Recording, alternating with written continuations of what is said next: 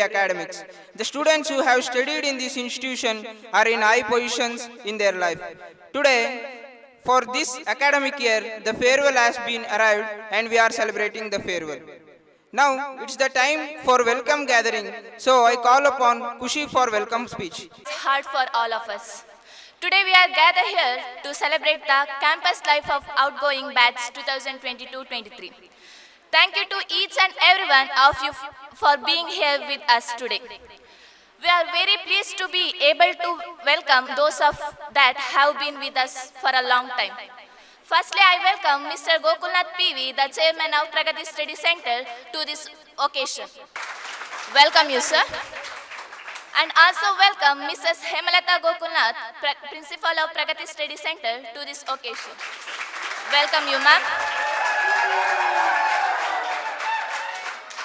And also I heartily welcome Mrs. Pramila ND, headmistress of Pragathi Study Center, to this occasion. Welcome you, ma'am. Now I welcome our student union member for this occasion.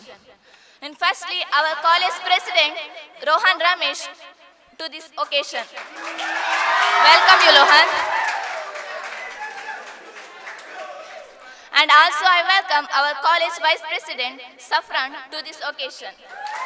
Welcome you, Rafan. And I also welcome our secretary of our Pragathi Study Center to this occasion. Welcome you, Alfina. And I also welcome our college discipline leader, Taran Changappa, to this occasion. Welcome you, Taran. And I warmly welcome teaching and non-teaching and my dear friends to this who are gathered here. This is the last time I will be addressing you in this occasion. Further, I have a lot of memories in this Pragathi Study Center, which shall remain till end. Thank you. Thank you, Kushi, for welcoming, and we also welcome you for this gathering. Without God's grace, there is no function will be fulfilled. So now I call upon Kushi and Swati for the prayer song. आये शारदे लोक पूजिते ज्ञानदाते नमोस्तुते ताये शारदे लोक पूजिते ज्ञानदाते नमोस्तुते प्रेमदिन्दले सलहु माते नीडु सन्मति सौख्यदाते प्रेमदिन्दले सलहु माते नीडु सन्मति सौख्यदाते ताये शारदे लोक पूजिते ज्ञानदाते नमोस्तुते ताये शारदे लोक पूजिते ज्ञानदाते नमोस्तुते ज्ञानदाते नमोस्तुते ज्ञानदाते नमोस्तुते. To both of our prayer for wonderful prayer. Now it's the time for lighting the lamp. I call upon Mrs. Divya Gopinath, first daughter-in-law of Mrs. Savitri, to light the lamp. ಕಷ್ಟಗಳನ್ನು ಎದುರಿಸಿ ನಮಗೆ ಜನ್ಮ ನೀಡುವ ದೇವತೆಯೇ ತಾಯಿ. ತನ್ನ ಮಗುವಿನ ಮುಖ ನೋಡಿ ತನ್ನ ನೋವನ್ನೆಲ್ಲ ಮರೆಯುವ ತಾಯಿ ಕ್ಷಮಾದ್ರಿ ದರಿದ್ರಿ. ಅಮ್ಮ ನನಗೆ ಜನ್ಮ ನೀಡಿ ಲೋಕದ ಬೆಳಕು ತೋರಿಸಿದ. ಅಪ್ಪ ಹೆಗಲಲ್ಲಿ ಹೊತ್ತು ಜಗದಗಲು ಪರಿಚಯಿಸಿದ. ನಮ್ಮ ಎರಡು ಕಣ್ಣುಗಳಿದ್ದಂತೆ. ಅಮ್ಮ ತಾನು ಅರೆಹೊಟ್ಟೆಯಲ್ಲಿದ್ದರೂ ಒಡಲು ತುಂಬ ನೋವು ತುಂಬಿಕೊಂಡಿದ್ದರೂ ಮಕ್ಕಳು ಚೆನ್ನಾಗಿರಬೇಕು, ಅವರಿಗೆ ಯಾವ ನೋವು ಬಾರದೆಂದು ಪಾಲನೆ ಮಾಡಿ ಲಾಲಿ ಹಾಡಿ ಸಂಸ್ಕೃತಿ ಸಂಸ್ಕಾರ ನೀಡಿ ಬೆಳೆಸುವ ತಾಯಿಯ ಋಣ ತೀರಿಸಲು ನಮ್ಮ 7 ಜನ್ಮದಿಂದಲೂ ಸಾಧ್ಯವಿಲ್ಲ. ಮಕ್ಕಳಿಗೆ ಜನ್ಮ ನೀಡಿ 100 ನೋವು ಸಹಿಸಿ ನಾಡು ನುಡಿ ಸಂಸ್ಕೃತಿ ಮೂಲಪಾಠ ಬೋಧಿಸಿ ಬೆಳೆಸಿ ಈ ಸಮಾಜದ ಆದರ್ಶ ಸಂಪತ್ತಾಗಿ ಬೆಳೆಸಿದ ಪೂಜ್ಯ ಅಮ್ಮ ಶ್ರೀಮತಿ PV ಸಾವಿತ್ರಿ ವಿಜಯಗೋಪಾಲ್ ಇಂದು ನಮ್ಮೊಂದಿಗಿಲ್ಲ. 2023 ಜನವರಿ 28 ಶನಿವಾರ ತನ್ನೆಲ್ಲ ಕರ್ತವ್ಯಗಳನ್ನು ಮುಗಿಸಿ ಪಂಚಭೂತಗಳಲ್ಲಿ ಲೀನವಾಗಿ ದೇವರ ಪಾದ ಸೇರಿ ಅಮ್ಮ ದೇವರ ಸ್ಥಾನದಲ್ಲಿದ್ದಾರೆ. ಶ್ರೀಮತಿ PV ಸಾವಿತ್ರಿ ಗೋಪಾಲ್ ಹಿಂದೆ ಫ್ರೆಂಚ್ ಸರ್ಕಾರದ ಪಾಂಡಿಚೇರಿ ಮಾಹೆಯಲ್ಲಿ ಕಸ್ಟಮ್ ಕಲೆಕ್ಟರ್ ಆಗಿದ್ದ ವಾಸುದೇವನ್ ಮತ್ತು ಸಾಧ್ವಿಮಣಿ ಮಮತಾ ತಾಯಿಯ ಶ್ರೀಮತಿ PV ಕೌಸಲ್ಯ ಅವರು 5 ಮಕ್ಕಳಲ್ಲಿ 4ನೆಯವರಾಗಿ ಮೇ 23, 1937ರಲ್ಲಿ ಈ ಲೋಕದ ಬೆಳಕನ್ನು ಕಂಡರು. ಕೀರ್ತಿಶ್ರೇಷ್ಠ ಪಂಕಜಾಕ್ಷನ್ ನಾಸಿಕ್, ಕೀರ್ತಿಶ್ರೇಷ್ಠ ವಲಲನ್ಸನ್ ಕೆಮಿಸ್ಟ್ರಿ ರೋಡ್, ಕೀರ್ತಿಶೇಷ ಶ್ರೀಮತಿ ಹೈಮಾ ಭಾಸ್ಕರ್ ಚೆನ್ನೈ. 5ನೇಯ ಕೀರ್ತಿಶೇಷ ಸೀತಾ ದಾಮೋದರನ್, ಆಂಗ್ಲ ಸಾಹಿತ್ಯ ಪ್ರೊಫೆಸರ್ ಚೆನ್ನೈ. ಇಂಥ ತುಂಬಿದ ಆದರ್ಶದ ಬದುಕು ಕಂಡ ಅಮ್ಮ, ಸಂಸ್ಕಾರ ಬದುಕಿಗೆ ಕಾಲಿಟ್ಟ PV ಸಾವಿತ್ರಿ ಅಮ್ಮ ಅಂದಿನ ಭಾರತೀಯ ಭೂಸೇನೆಯಲ್ಲಿ ಭಾರತ ಮಾತೆಯ ಸೇವೆಯನ್ನು ಮಾಡುತ್ತಿದ್ದರು. AP ವಿಜಯಗೋಪಾಲ್ ಅವರ ಸಹಧರ್ಮಿಣಿಯಾಗುತ್ತಾರೆ. ಕೀರ್ತಿಶೇಷ AP ವಿಜಯಗೋಪಾಲ್ 18 ವರ್ಷಗಳ ಮಾತೃಸೇವೆಯ ನಂತರ ದಕ್ಷಿಣ ಕನ್ನಡ ಜಿಲ್ಲೆಯಲ್ಲಿ ವುಡ್ ಬ್ರೇಯರ್ಸ್ ಟೀ ಕಂಪನಿಯ ವಿತರಕರಾಗಿ ಕರ್ತವ್ಯ ನಿರ್ವಹಿಸುತ್ತಾರೆ. ಈ ಆದರ್ಶ ದಂಪತಿಗೆ 3 ಜನ ಗಂಡು ಮಕ್ಕಳು. ಮೊದಲನೆಯದಾಗಿ ದಿವಂಗತ ಗೋಪಿನಾಥ್, ಉದ್ಯಮಿ, ಪುತ್ತೂರು. ಕೊನೆಯವರು ದಿವಂಗತ ಗಿರಿನಾಥ್, ಅಣ್ಣನ ಜೊತೆ ವ್ಯಾಪಾರ ವಹಿವಾಟು. ಮಧ್ಯದವರು ಶ್ರೀ ಧರ್ಮಸ್ಥಳ ಕಟ್ಟಡದ 2ನೇ ಮಹಡಿಯಲ್ಲಿ ಕಾರ್ಯನಿರ್ವಹಿಸುತ್ತಿರುವ ಶಿಕ್ಷಣ ವಂಚಿತರ ಬದುಕಿಗೆ ಪ್ರಗತಿಯ ಹೆಜ್ಜೆ ಹಾಕುತ್ತಿರುವ ಪ್ರಗತಿ ಸ್ಟಡಿ ಸೆಂಟರ್ ಪುತ್ತೂರು. ತನ್ನ ಬದುಕಿನುದ್ದಕ್ಕೂ ಆದರ್ಶದ ಬೆಳಕಿನಲ್ಲೇ ಸಾಗಿದ ಕ್ಷಮಯಾಧರಿತ್ರಿ ಅಮ್ಮ ಸಮಾಜಮುಖಿ ಕೆಲಸ ಕಾರ್ಯಗಳಲ್ಲಿ ತನ್ನನ್ನು ತೊಡಗಿಸಿಕೊಂಡವರು. ನಾವೆಲ್ಲರೂ ಹೆಮ್ಮೆಯಿಂದ ನೆನಪಿಸಿಕೊಳ್ಳಬೇಕಾದ ಅಮ್ಮನವರ ಸಾಧನೆಯಿಂದ ಪೊಲೀಸ್ ರೈಫಲ್ ಶೂಟಿಂಗ್ ತರಬೇತಿಯಲ್ಲಿ ಡಿಸ್ಟಿಂಕ್ಷನ್ ವಿಶೇಷ ಶ್ರೇಣಿಯಲ್ಲಿ ತೇರ್ಗಡೆ ಹೊಂದಿದ ಸಾಧಕಿಯವರು. 65 ವರ್ಷಗಳಿಂದ ಪುತ್ತೂರಿನಲ್ಲಿ ನೆಲೆಸಿದ ಶ್ರೀಮತಿ PV ಸಾವಿತ್ರಿ ವಿಜಯಗೋಪಾಲ್ ಅವರಿಗೆ 2 ಸೊಸೆಯಂದಿರು. ಹಿರಿಯ ಸೊಸೆ ಶ್ರೀಮತಿ ಲಲನ ಕುಂಬು ಸಂಸಾರದ ಒಡತಿಯಾಗಿ ಆದರ್ಶ ಗೃಹಿಣಿಯಾಗಿ ಸದಾ ನಗುಮುಖದಲ್ಲಿಯೇ ಬಾಳಿಗೆ ಬೆಳಕು ತನ್ನ ವಯೋಸಹಜ 86 ವಸಂತಗಳ ಸಂತಸದ ಬದುಕನ್ನು ಕಂಡು ಇಂದು ಆತ್ಮಕ್ಕೆ ಹತ್ತೂರು ಒಡೆಯ ಪುತ್ತೂರು ಮಹತ್ತೋಬಾರ ಶ್ರೀ ಮಹಾಲಿಂಗೇಶ್ವರ ದೇವರಲ್ಲಿ ಶ್ರೀ ಕ್ಷೇತ್ರ. Full speech. Now it's the time for students to express their opinion about the institution.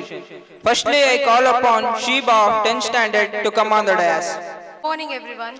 First of all, I would like to thank each and everyone for giving the opportunity to speak in front of you people. Actually, we may not remember everything what you said, but actually you made us feel really good, and we can say it's a sweet ending for a new beginning.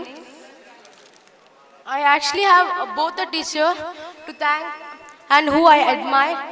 One is Miss Hemalata ma'am and another one is my class teacher.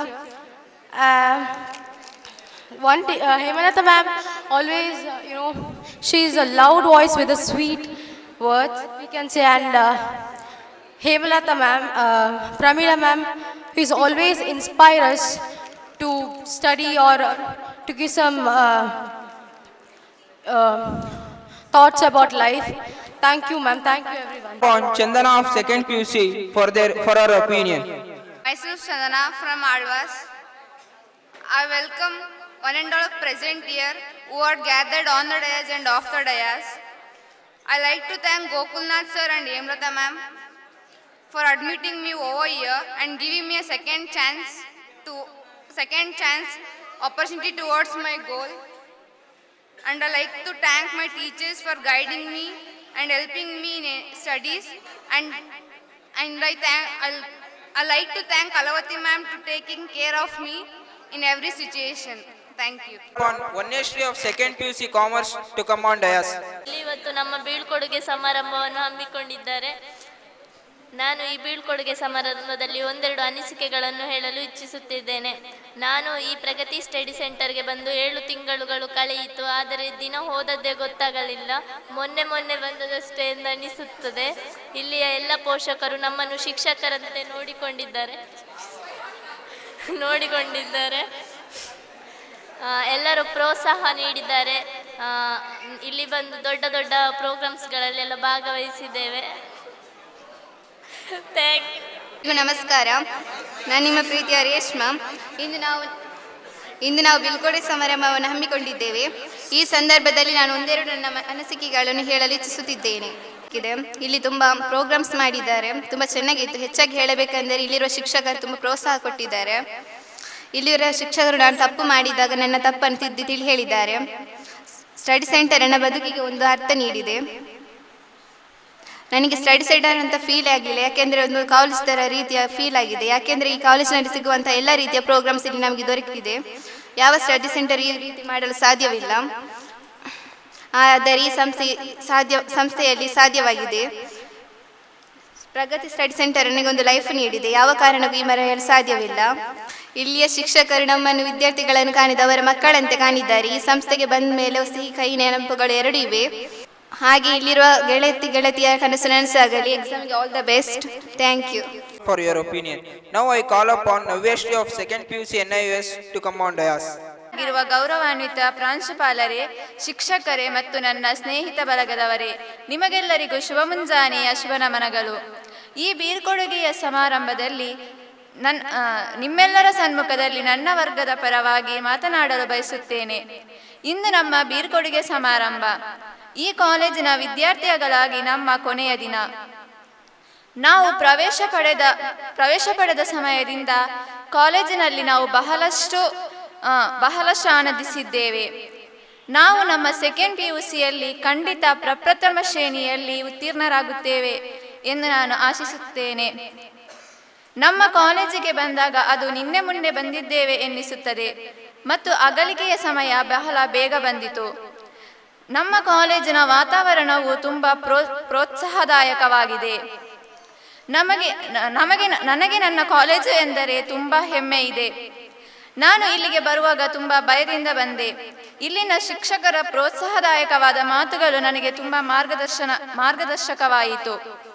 ಇಲ್ಲಿ ಶಿಕ್ಷಣದ ಜೊತೆಗೆ ಸಾಕಷ್ಟು ಜೀವನಾನುಭವಗಳನ್ನು ಕೂಡ ಕಲಿತುಕೊಂಡಿದ್ದೇನೆ. ಇದನ್ನು ನಾನು ಯಾವಾಗಲೂ ಹೃದಯದಲ್ಲಿ ಇಟ್ಟುಕೊಂಡಿರುತ್ತೇನೆ. ನಾನು ನನ್ನ ಸ್ನೇಹಿತರನ್ನು ಭೇಟಿಯಾಗಬಹುದೇ ಅಥವಾ ಇಲ್ಲವೇ ಎಂದು ನನಗೆ ತಿಳಿದಿಲ್ಲ. ಆದರೆ ನೀವು ಕಾಣುವ ಕನಸು ನನಸಾಗಲಿ ಎಂದು ನಾನು ದೇವರಲ್ಲಿ ಬೇಡಿಕೊಳ್ಳುತ್ತೇನೆ. ನನ್ನ ತಪ್ಪನ್ನು ತಿದ್ದಿ ಒಳ್ಳೆಯ ವ್ಯಕ್ತಿಗಳನ್ನಾಗಿ ಮಾಡಿದ ಶಿಕ್ಷಕರಿಗೆ ಧನ್ಯವಾದಗಳು. ಕಿರಿಯರಿಗೆ ಶುಭ ಹಾರೈಸುತ್ತೇನೆ. ನನ್ನ ಸ್ನೇಹಿತ ಬಳಗದವರಿಗೆ ನನ್ನಿಂದ ಏನಾದರೂ ಕಿರಿಕಿರಿಯಾಗಿದ್ದರೆ ಕ್ಷಮಿಸಿ. ಈ ನನ್ನ ಪುಟ್ಟ ಮಾತುಗಳನ್ನು ಕೊನೆಗೊಳಿಸುತ್ತಿದ್ದೇನೆ. ಎಲ್ಲರಿಗೂ ಧನ್ಯವಾದಗಳು. Our President Rohan Ramesh to address the gathering. Good morning sir and good morning teachers and good morning my friends. ಇವತ್ತು ಫೇರ್ವೆಲ್ ಪಾರ್ಟಿ ಥರನೇ ಫುಲ್ ಎಂಜಾಯ್ ಮಾಡ್ಬೇಕು ನಾವೆಲ್ಲ.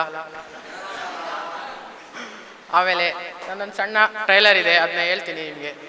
ನಾನು 9th ಇಂದ 2nd PU ವರೆಗೂ ಏನೆಲ್ಲ ಆಗಿದೆ, ಏನೆಲ್ಲ ಮಾಡಿದ್ದೀನಿ, ಏನೆಲ್ಲ ಘಟನೆ ನಡೆದಿದೆ ಎಲ್ಲ ಹೇಳ್ತೀನಿ.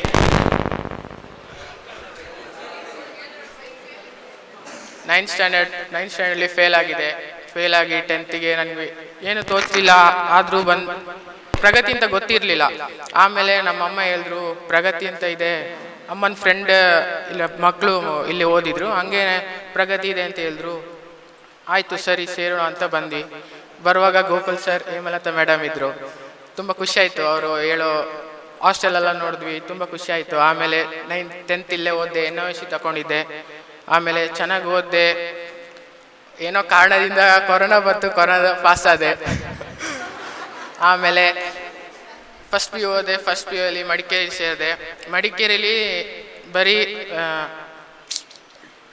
ರಜೆ ಆಗ್ತಾಯಿದೆ, ಮತ್ತು ಕ್ಲಾಸಲ್ಲಿ ಬಂಕ್ ಅಟೆಂಡೆನ್ಸ್ ಶಾರ್ಟೇಜ್ ಎಲ್ಲ ಆಗಿ ಅಲ್ಲಿ ಒಂದಿನ ಏನಾಯಿತು, ಲಾಸ್ಟ್ ಎಕ್ಸಾಮಿಗೆ ಅಂತ ಕರೆದ್ರು, ಓದ್ವಿ. ನಾನು ನನ್ನ ಫ್ರೆಂಡ್ ಒಟ್ಟಿಗೆ ನೋಡ್ಕೊಂಡು ಬರಿತಾ ಇದ್ವಿ. ಆದರೆ ಅವನ್ನ ಪಾಸ್ ಮಾಡಿದ್ರು, ನನ್ನ ಫೇಲ್ ಮಾಡಿದ್ರು. ಮ್ಯಾಥ್ಸ್ ಟೀಚರ್ ಅಂತ ಇದ್ರು. ಅವರೇನು ನನ್ನ ನೋಡಿದ್ರೆ ಅಷ್ಟು ಬೈತಾ ಇದ್ರು, ಹೊಡಿತಾ ಇದ್ರು. ಹಂಗೆ ಅವರೇ ನನ್ನ ಫೇಲ್ ಮಾಡಿಬಿಟ್ರು. ಆಮೇಲೆ ಬೇಜಾರಾಯಿತು. 2 ದಿನ ಮನೆಗೆ ಹೋಗಿಲ್ಲ. ಆಮೇಲೆ ಅಮ್ಮ ಕಾಲ್ ಮಾಡಿ ಕರೆದ್ರು, ಬಾ ಮನೆಗೆ ಅಂತ ಹೇಳಿದ್ರು. ಆಮೇಲೆ ಏನಾಯಿತು, ಪ್ರಗತಿಗೆ ಸೇರೋಣ, ಪ್ರಗತಿ ಸೇರು, ಇನ್ನೇನು ಮಾಡೋಕ್ಕಾಗಲ್ಲ, ಪ್ರಗತಿಗೆ ಸೇರಿ ಪಾಸಾಗಿ ಬಾ ಅಂತೇಳಿ. ಆಮೇಲೆ ಪ್ರಗತಿಗೆ ಬಂದೆ. 2nd PU ಬಂದೆ. ಆಮೇಲೆ ಪ್ರಗತಿಲಿ ಸರ್ ಹೇಳಿದ್ರು, ಏನಾಗಲ್ಲ, ಚಿಂತೆ ಪಡಬೇಡ, ಪಾಸಾಗಿ ಹೋಗ್ತೀಯಾ ಅಂತ ಹೇಳಿದ್ರು. ಮತ್ತೀಗ ಓದ್ತಾ ಇದ್ದೀನಿ, ಪಾಸ್ ಆಗ್ತೀನಿ, ಪಕ್ಕ ಪಾಸ್ ಆಗ್ತೀನಿ, ನನ್ನ ನಂಬಿಕೆ ಇದೆ. Thank you friends. Good morning Hemalath ma'am and teachers and all my friends. ಇವರು ಇಷ್ಟೊತ್ತು ಎಂತ ಮಾತ್ರ ನನಗೆ ಗೊತ್ತಾಗಲಿಲ್ಲ. ಅಂದರೆ ಎಲ್ಲರೂ ಪೇಪರ್ ಓದಿಕೊಂಡು ಹೋದರು. ಒಂದು 5 ಜನ ಓದಿದ್ರು. ನನಗೆ ಗೊತ್ತಾದ ರೋಹನ್ ಮಾತಾಡಿದ ಮಾತ್ರ. ನನಗೆ ಇವತ್ತು ಈಗ ಮಾತಾಡ್ಲಿಕ್ಕೆ ಉಂಟು ನನಗೆ ಗೊತ್ತೇ ಇರಲಿಲ್ಲ.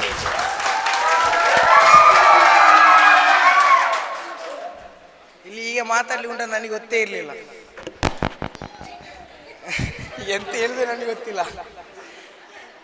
ಆದರೆ ನನಗೆ 10th ಇಂದ ನಾನು ಹೇಮಲತಾ ಮ್ಯಾಮ್ ಹತ್ರ ಬರ್ತಾ ಇದ್ದೆ. 10th ಅಲ್ಲಿ ಟ್ಯೂಷನ್ ತೆಗಿತಾ ಇದ್ದೆ ಮ್ಯಾಮ್ ಹತ್ರ ಬಂದು. 10th ಪಾಸ್ ಆಗಿ ಈಗ ನಾನು ಫಸ್ಟ್ ಪಿ ಯು ಹೋಗಲಿಲ್ಲ. First P U mobile technician ಮಾಡಿದೆ, ಮತ್ತು ಸೆಕೆಂಡ್ ಪಿ ಯು ಡೈರೆಕ್ಟ್ ಮಾಡಿದೆ. ಅದು ನನಗೆ ಎಂತ ಗೊತ್ತಿಲ್ಲ, ಇಕನಾಮಿಕ್, ಬಿಸ್ನೆಸ್, ಅಕೌಂಟ್ಸ್ ಯಾವುದು ಗೊತ್ತಿಲ್ಲ. ಎಲ್ಲ ಮ್ಯಾಮ್ನವ್ರು ಹೇಳಿಕೊಟ್ರು. Thank you ma'am, thank you sir. ಮತ್ತು ನನಗೆ ಧೈರ್ಯವೇ ಹೇಳಿದವರು. ಇವತ್ತು ಮಾತಲ್ಲಿ ನನಗೆ ಧೈರ್ಯವೇ ಇಲ್ಲ. ಧೈರ್ಯ ಕೊಟ್ಟದೆ ಸುಮಿತ್ರಾ ಮ್ಯಾಮ್ ಮತ್ತು Pramila ma'am. Thank you ma'am.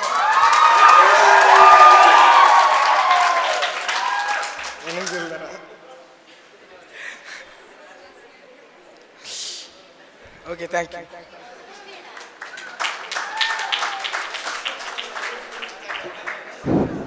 Now I call upon Alfina George, Secretary of Pragathi Study Center. Respected sir, Hemalata ma'am and Premila ma'am, my dear friends, lecturers. ನಾನು ಕನ್ನಡದಲ್ಲಿ ಮಾತಾಡೋದು, ನಂಗೆ ಕರೆಕ್ಟ್ ಕನ್ನಡ ಬರಲ್ಲ, ತಪ್ಪಿದ್ರೆ ಕ್ಷಮಿಸಿ. ನಾನು ಮಲಯಾಳಿ ಆದರೆ ನಂಗೆ ಕನ್ನಡ ಬರಲ್ಲ. ಫಸ್ಟ್ ಪಿ ಯು ಸಿ ನಾನು ಸೈನ್ಸ್ ತಗೊಂಡಿದ್ದೆ. ಫಸ್ಟ್ ಪಿ ಯು ಸಿಯಲ್ಲಿ ಎರಡು ಸಬ್ಜೆಕ್ಟ್ ಫೇಲ್ ಆದೆ. ಆಮೇಲೆ ಫೇಲ್ ಆಗಲಿಕ್ಕೆ ರೀಸನ್ ಮೇನ್ ಮೊಬೈಲ್ ರೀಸನಿಂದ ಫೇಲ್ ಆದೆ. ಪಬ್ಜಿ ಆಟ ಆಡ್ತಿದ್ದೆ. ಆಮೇಲೆ ಫಸ್ಟ್ ಪಿ ಸಿ ಫೇಲ್ ಆಗಿ ಪ್ಯಾರೆಂಟ್ಸಿಂದ ಪ್ರಗತಿ ಸ್ಟಡಿ ಸೆಂಟರ್ಗೆ middle of the July I was admission ಆಗಿದೆ. ಆಮೇಲೆ ಸೈನ್ಸಿಂದ ಆರ್ಟ್ಸಿಗೆ ಜಂಪ್ ಆಗೋದು ಬಹಳ ನಂಗೆ ಕಷ್ಟ ಅಂತ ಅಂದ್ಕೊಂಡೆ. ಅಲ್ಲಿ ಫಾರ್ಮುಲಾ, ಇಲ್ಲಿ ಬೇರೆ ಪೊಲಿಟಿಕಲ್, ಸೋಷಿಯಾಲಜಿ ಎಲ್ಲ ಹೇಳಿಕೊಟ್ಟು ಅದ್ರ ಲೆಕ್ಚರ್ ಸಪೋರ್ಟಿಂದ ನಂಗೆ 90+ ಮಾರ್ಕಲ್ಲಿಗೆ ಇದ್ದಾನೆ. ಬೇರೆ ಟ್ಯೂಟೋರಿಯಲ್ ಕ್ಲಾಸಿಂದ ಕಂಪೇರ್ ಮಾಡಿದರೆ ಪ್ರಗತಿ ಸ್ಟಡಿ ಸೆಂಟ್ರಲ್ಲಿ ತುಂಬ facilities and opportunities, functions are got. ಎಲ್ಲದರಲ್ಲಿಯೂ ಲೆಕ್ಚರ್ ಸಪೋರ್ಟಿಂದ ನಾನು ಇನ್ನೂ 90+ ಇಂದ 100 ಮಾರ್ಕ್ಸ್ ತೆಗಿಬೇಕು ಅಂತಿದ್ದೇನೆ. ಮತ್ತೆ ಹೇಳಿದರೆ ಲೆಕ್ಚರ್ಸೇ ಮೇನ್, ಇಲ್ಲಿ ಬಹಳ ಮುಖ್ಯದಾಗಿರೋದು ಲೆಕ್ಚರ್ಸೇ. ಅವರ ಸಪೋರ್ಟಿಂದ ಮಾರ್ಕ್ಸ್ ಇಷ್ಟು ಬರೋದು. ಇನ್ನೂ ಹಂಗೆ ಬೇರೆ ವಿಷಯ ಅಷ್ಟು ಹೇಳಲಿಕ್ಕಿದ್ದೆಲ್ಲ ಮತ್ತೋಯ್ತು. Thanks for everyone. Call upon Taran Changappa, Head of Discipline Committee, Pragathi Study Center. ಮಾಡಿ ಎವ್ರಿವನ್. ಎಲ್ಲರೂ ಗೊತ್ತಿರೋ ಹಿಂದೆ ರೋಹನ್ ಜೊತೆ 10th ಅಲ್ಲಿ ನಾನು ಇದ್ದೆ. ಇಬ್ಬರು ಒಟ್ಟಿಗೆ ಓದಿದ್ದು. ಆ ಬ್ಯಾಚಲ್ಲೂ ಉಚ್ಚಾಟ ಮಾಡ್ತಿದ್ದೀವಿ, ಈ ಬ್ಯಾಚಲ್ಲೂ ಉಚ್ಚಾಟ ಮಾಡ್ತಿದ್ದೀವಿ.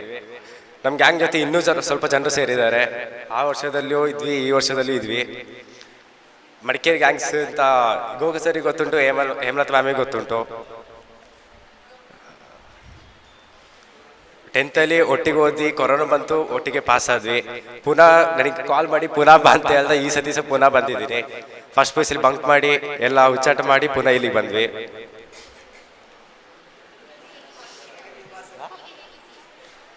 ಈಗ ಸ್ವಲ್ಪ ಓದ್ತಿದ್ದೀನಿ, ಎಕ್ಸಾಮ್ ಬೇರೆ ಹತ್ತ ಬರ್ತುಂಟು. ಒಳ್ಳೆ ಮಾರ್ಕ್ ತೆಗೆದು ಒಳ್ಳೆ ರಿಸಲ್ಟ್ ಕೊಟ್ಟು ಪಾಸ್ ಆಗಿ ಹೋಗ್ತೀನಿ. Thank you. Call upon Wafi of 2nd PUC Science to come on dais. Good morning, my dear friends and teachers. Oh, I do have stage fears. Sorry for that.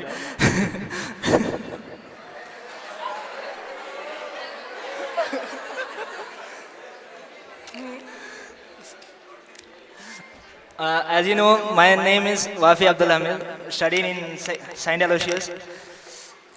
Made my PUC over there. I could not cope up with my result due to attack of pandemics. So, due to the old relations with Pragathi Study Center, I made my way over here to Hemalata ma'am, mostly in the month of July. Asked her for classes in the October. She said, yeah, it's okay, we can make that. And here I am with you studying for the last 5-6 months. Teachers, they are the best what I got, especially Spurti ma'am. Made my teaching career, student career better. Thank you ma'am for that. Thank you Pragathi for accepting me as a part of Pragathi family. Thank you ma'am. Now I call upon our chairman, Mr. Gokulnath, to address the gathering. Good morning everybody. How are you all? Are you happy? Why you are happy? Why you are happy? Because no class today. Alva? That's why you are happy. Is it? Okay, ದೀಪ ಉರಿದು ಬೆಳಕು ಕೊಡಬಹುದು, ಆದರೆ ಅದಕ್ಕೆ ಮೂಲ ಆ ಎಣ್ಣೆ ಮತ್ತು ಆ ಬತ್ತಿ. ಅದೇ ರೀತಿ ನಮ್ಮ ಜೀವನದಲ್ಲಿ ಕೂಡ ಆ ತಂದೆ ಮತ್ತು ತಾಯಿ ಅಂತ ಹೇಳುವ ಆ ಎರಡು ದೇವರುಗಳು ನಮಗೆ ಒಂದು ಮಾರ್ಗದರ್ಶಕರು. ನಾವು ಒಳ್ಳೆ ಕೆಲಸ ಮಾಡ್ತಾ ಹೋಗುವಾಗ ನಮ್ಮ ಬೆನ್ನ ಹಿಂದೆ ನಿಂತು ನಮ್ಮನ್ನ ಬೆನ್ನು ತಟ್ಟಿ ಪ್ರೋತ್ಸಾಹಿಸುವವರು ಆ ತಂದೆ ತಾಯಿ.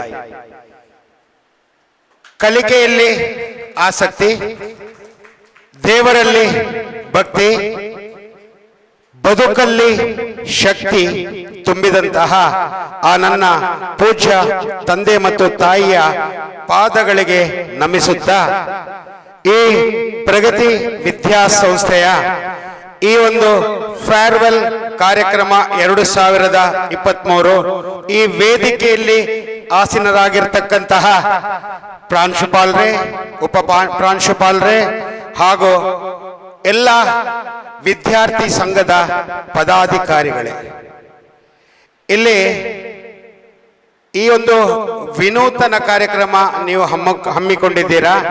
ತುಂಬಾ ಖುಷಿ ಆಯಿತು. ಒಂದು ನಿಮ್ಮ ಪರಿಕಲ್ಪನೆಯನ್ನು ಕೂಡ ಮೆಚ್ಚತಕ್ಕಂಥದ್ದು. ಈ ಒಂದು ಸಂದರ್ಭದಲ್ಲಿ ನೀವು ದ್ವಿತೀಯ PUC ವಿದ್ಯಾರ್ಥಿಗಳು ಇರ್ಬೋದು ಅಥವಾ SSLC ವಿದ್ಯಾರ್ಥಿಗಳು ಇರ್ಬೋದು.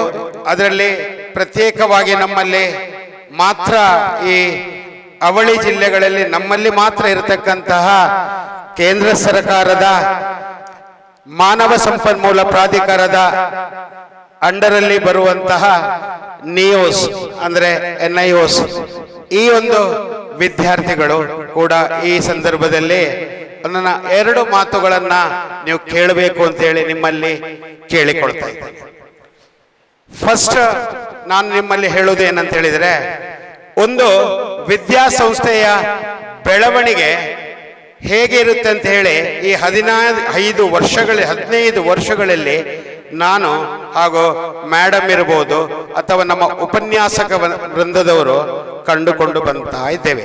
ಇದರಲ್ಲಿ ನಾನು ಕಂಡುಕೊಂಡಂತ ಒಂದು ಸತ್ಯ ಏನು ಅಂತ ಹೇಳಿದ್ರೆ, ಒಂದು ವಿದ್ಯಾಸಂಸ್ಥೆ ಯಾವಾಗ ಎಲ್ಲ ಸಾರ್ವಜನಿಕರಲ್ಲಿ ಇರಬಹುದು ಅಥವಾ ಇಡೀ ಒಂದು ಸೊಸೈಟಿ ಅಂತ ಹೇಳ್ಬೋದು, ಇಲ್ಲಿ ಮನೆ ಮಾತಾಗಬೇಕಾದ್ರೆ ಆ ವಿದ್ಯಾಸಂಸ್ಥೆಯಿಂದ ಹೊರಗೆ ಕಲಿತು ಹೋದ ಔಟ್ ಗೋಯಿಂಗ್ ಸ್ಟೂಡೆಂಟ್ಸ್ ಒಂದು ಕೆಲಸ ಅಂತ ಹೇಳ್ತೇವೆ ಅಥವಾ ಜಾಬ್ ಅಂತ ಹೇಳ್ತೇವೆ, ಅದು ಅವರಿಗೆ ಸರಿಯಾಗಿ ಸಿಕ್ಕಿದಾಗ ಮಾತ್ರ. ಇಲ್ಲ ಅಂತ ಹೇಳಿದ್ರೆ ಒಂದು ವಿದ್ಯಾರ್ಥಿ ಅವನು ಕಲಿತು ಹೊರಗೆ ಹೋಗಿ ಅವನು ಜಾಬಿಗೆ ಬೇಕಾಗಿ ಅಲಿದಾಡೋದು, ಅವನು ಕಲಿತ ವಿದ್ಯೆಗೆ ಅಲ್ಲಿ ಯಾವುದೇ ಒಂದು ಪೂರಕವಾದ ವಾತಾವರಣ ಅವನಿಗೆ ಯಾವುದೇ ಕಂಪನಿಗಳಿಂದ ಸಿಗದಾಗ ಆ ವಿದ್ಯಾರ್ಥಿಗಳಲ್ಲಿ ಏನಾಗ್ತದೆ, ನಾನು ಯಾಕೆ ಕಲಿತೆ ಈ ಕೋರ್ಸು ಅಂತ ಹೇಳುವ ಒಂದು ಹತಾಶ ಮನೋಭಾವನೆ ಆ ವಿದ್ಯಾರ್ಥಿಗಳಲ್ಲಿ ಮೂಡುತ್ತದೆ. ನಾನು ಇತ್ತೀಚೆಗೆ ಕೇಳ್ತಾ ಇದ್ದೀನಿ, ಅನೇಕ ಹೊಸ ವಿದ್ಯಾಸಂಸ್ಥೆಗಳು ಬೇರೆ ಬೇರೆ ರೀತಿಯಲ್ಲಿ ತೆರೆದುಕೊಳ್ತಾ ಇದೆ. ವಿದ್ಯಾಸಂಸ್ಥೆ ತೆರೆಯುವುದು ಮುಖ್ಯ ಅಲ್ಲ, ಆದರೆ ಆ ವಿದ್ಯಾರ್ಥಿಗಳಿಗೆ ಸರಿಯಾದ ಮಾರ್ಗದರ್ಶನವನ್ನ ನೀಡುವುದು ಬಹಳ ಮುಖ್ಯ. ಈ ನಿಟ್ಟಿನಲ್ಲಿ ನಾನು ಬಹಳ ಹೆಮ್ಮೆಯಿಂದ ಹೇಳ್ತಾ ಇದ್ದೇನೆ. ಪ್ರಾರಂಭದಲ್ಲಿ ನಾವು ವಿದ್ಯಾಸಂಸ್ಥೆಯನ್ನ ಪ್ರಾರಂಭ ಮಾಡಿದಾಗ ಅನೇಕರು ನನ್ನಲ್ಲಿ ಕ್ವಶನ್ ಕೇಳ್ತಾ ಇದ್ರು, ಸರ್ ನಿಮ್ಮದು ಸರಕಾರದ ಮಾನ್ಯತೆ ಇದೆಯಾ ಅಂತ ಹೇಳಿ. ನಿಮ್ಮದು ಟ್ಯುಟೋರಿಯಲ್ ಅಲ್ವಾ, ನಿಮ್ಮ ಮಕ್ಕಳು ಡೈರೆಕ್ಟ್ ಪರೀಕ್ಷೆ ಬರೆಯುವ ಮಕ್ಕಳು, ಅವರ ಪರೀಕ್ಷೆಯ ಅಂಕಪಟ್ಟಿಯಲ್ಲಿ ಮಾರ್ಕ್ಸ್ ಕಾರ್ಡಲ್ಲಿ ಖಾಸಗಿ ಅಭ್ಯರ್ಥಿಗಳು ಅಂತ ಬರ್ತದಲ್ವಾ, ಆ ಸರ್ಟಿಫಿಕೇಟಿಗೆ ವ್ಯಾಲ್ಯೂ ಇಲ್ಲ ಅಂತ ಹೇಳಿ ಹೇಳಲಿಕ್ಕೆ ಪ್ರಾರಂಭ ಮಾಡಿದ್ರು. ಆಗ ಈ ಟ್ಯುಟೋರಿಯಲ್ ಅಂತ ಹೇಳುವ ಈ ಪದಗಳನ್ನ ಬಳಕೆ ಮಾಡುವಂತಹ ಕೆಲವರು ಹೆತ್ತವರು ಇರಬಹುದು, ಅವರಿಗೆ ಗೊತ್ತಿಲ್ಲ, ಅವರು ಗೊತ್ತಿಲ್ಲದೆ ಹೇಳ್ತಾರೆ. ಆದರೆ ಗೊತ್ತಿದ್ದ ಕೆಲವು ಉಪನ್ಯಾಸಕ ವೃಂದದವರು, ಅದರಲ್ಲೂ ಪ್ರಾಂಶುಪಾಲರು ಕೆಲವು ಕಾಲೇಜಿನ, ಅವರಿಗೆ ಆಗ ನಾನು ಬಹಳ ಸ್ಪಷ್ಟವಾಗಿ ಮನದಟ್ಟು ಮಾಡಿಕೊಂಡೆ. ಏನು ಅಂತ ಹೇಳಿದ್ರೆ, ಈ ಟ್ಯುಟೋರಿಯಲ್ ಅಂದ್ರೆ ಹೇಗೆ ಪ್ರಾರಂಭ ಆಯ್ತು ನಿಮಗೆ ಗೊತ್ತಿದೆಯಾ ಅಂತ. ಹಿಂದೆ ಲಾಲ್ ಬಹದ್ದೂರ್ ಶಾಸ್ತ್ರಿಯವರು ನಮ್ಮ ಭಾರತದ ಪ್ರಧಾನಿಯವರಾಗಿದ್ದಾಗ ಈ ಟ್ಯುಟೋರಿಯಲ್ ಅಂತ ಹೇಳುವ ಒಂದು ವ್ಯವಸ್ಥೆ ಇರಲಿಲ್ಲ. ಆವಾಗ ಪ್ರತಿ ಶಾಲೆಯಲ್ಲಿ, ಕಾಲೇಜುಗಳಲ್ಲಿ ಸಂಜೆಯ ನಂತರ ಕಲಿಕೆಯಲ್ಲಿ ಹಿಂದುಳಿದ ಮಕ್ಕಳಿಗೆ ಬೇಕಾಗಿ ಒಂದು ಟ್ಯೂಟರ್ ಅಂತೇಳಿ ನೇಮಕ ಮಾಡ್ತಾ ಇದ್ರು. ಪ್ರತಿ ಒಂದು ಶಾಲಾ ಕಾಲೇಜುಗಳಲ್ಲಿ ಟ್ಯೂಟರ್ಸ್ ಇರ್ತಾ ಇದ್ರು. ಈ ಟ್ಯೂಟರ್ಸ್ನ ಕೆಲಸ ಏನಂದ್ರೆ, ಅವರು ಯಾವುದೋ ಒಂದು ಶಿಕ್ಷಣ ಕ್ಷೇತ್ರ ಇರ್ಬೋದು ಅಥವಾ ಅದಕ್ಕೆ ಸರಿಸಮಾನವಾದ ಬೇರೆ ಕ್ಷೇತ್ರದಲ್ಲಿ ಅವರು ರಿಟೈರ್ಡ್ ಆಗಿರ್ತಾರೆ.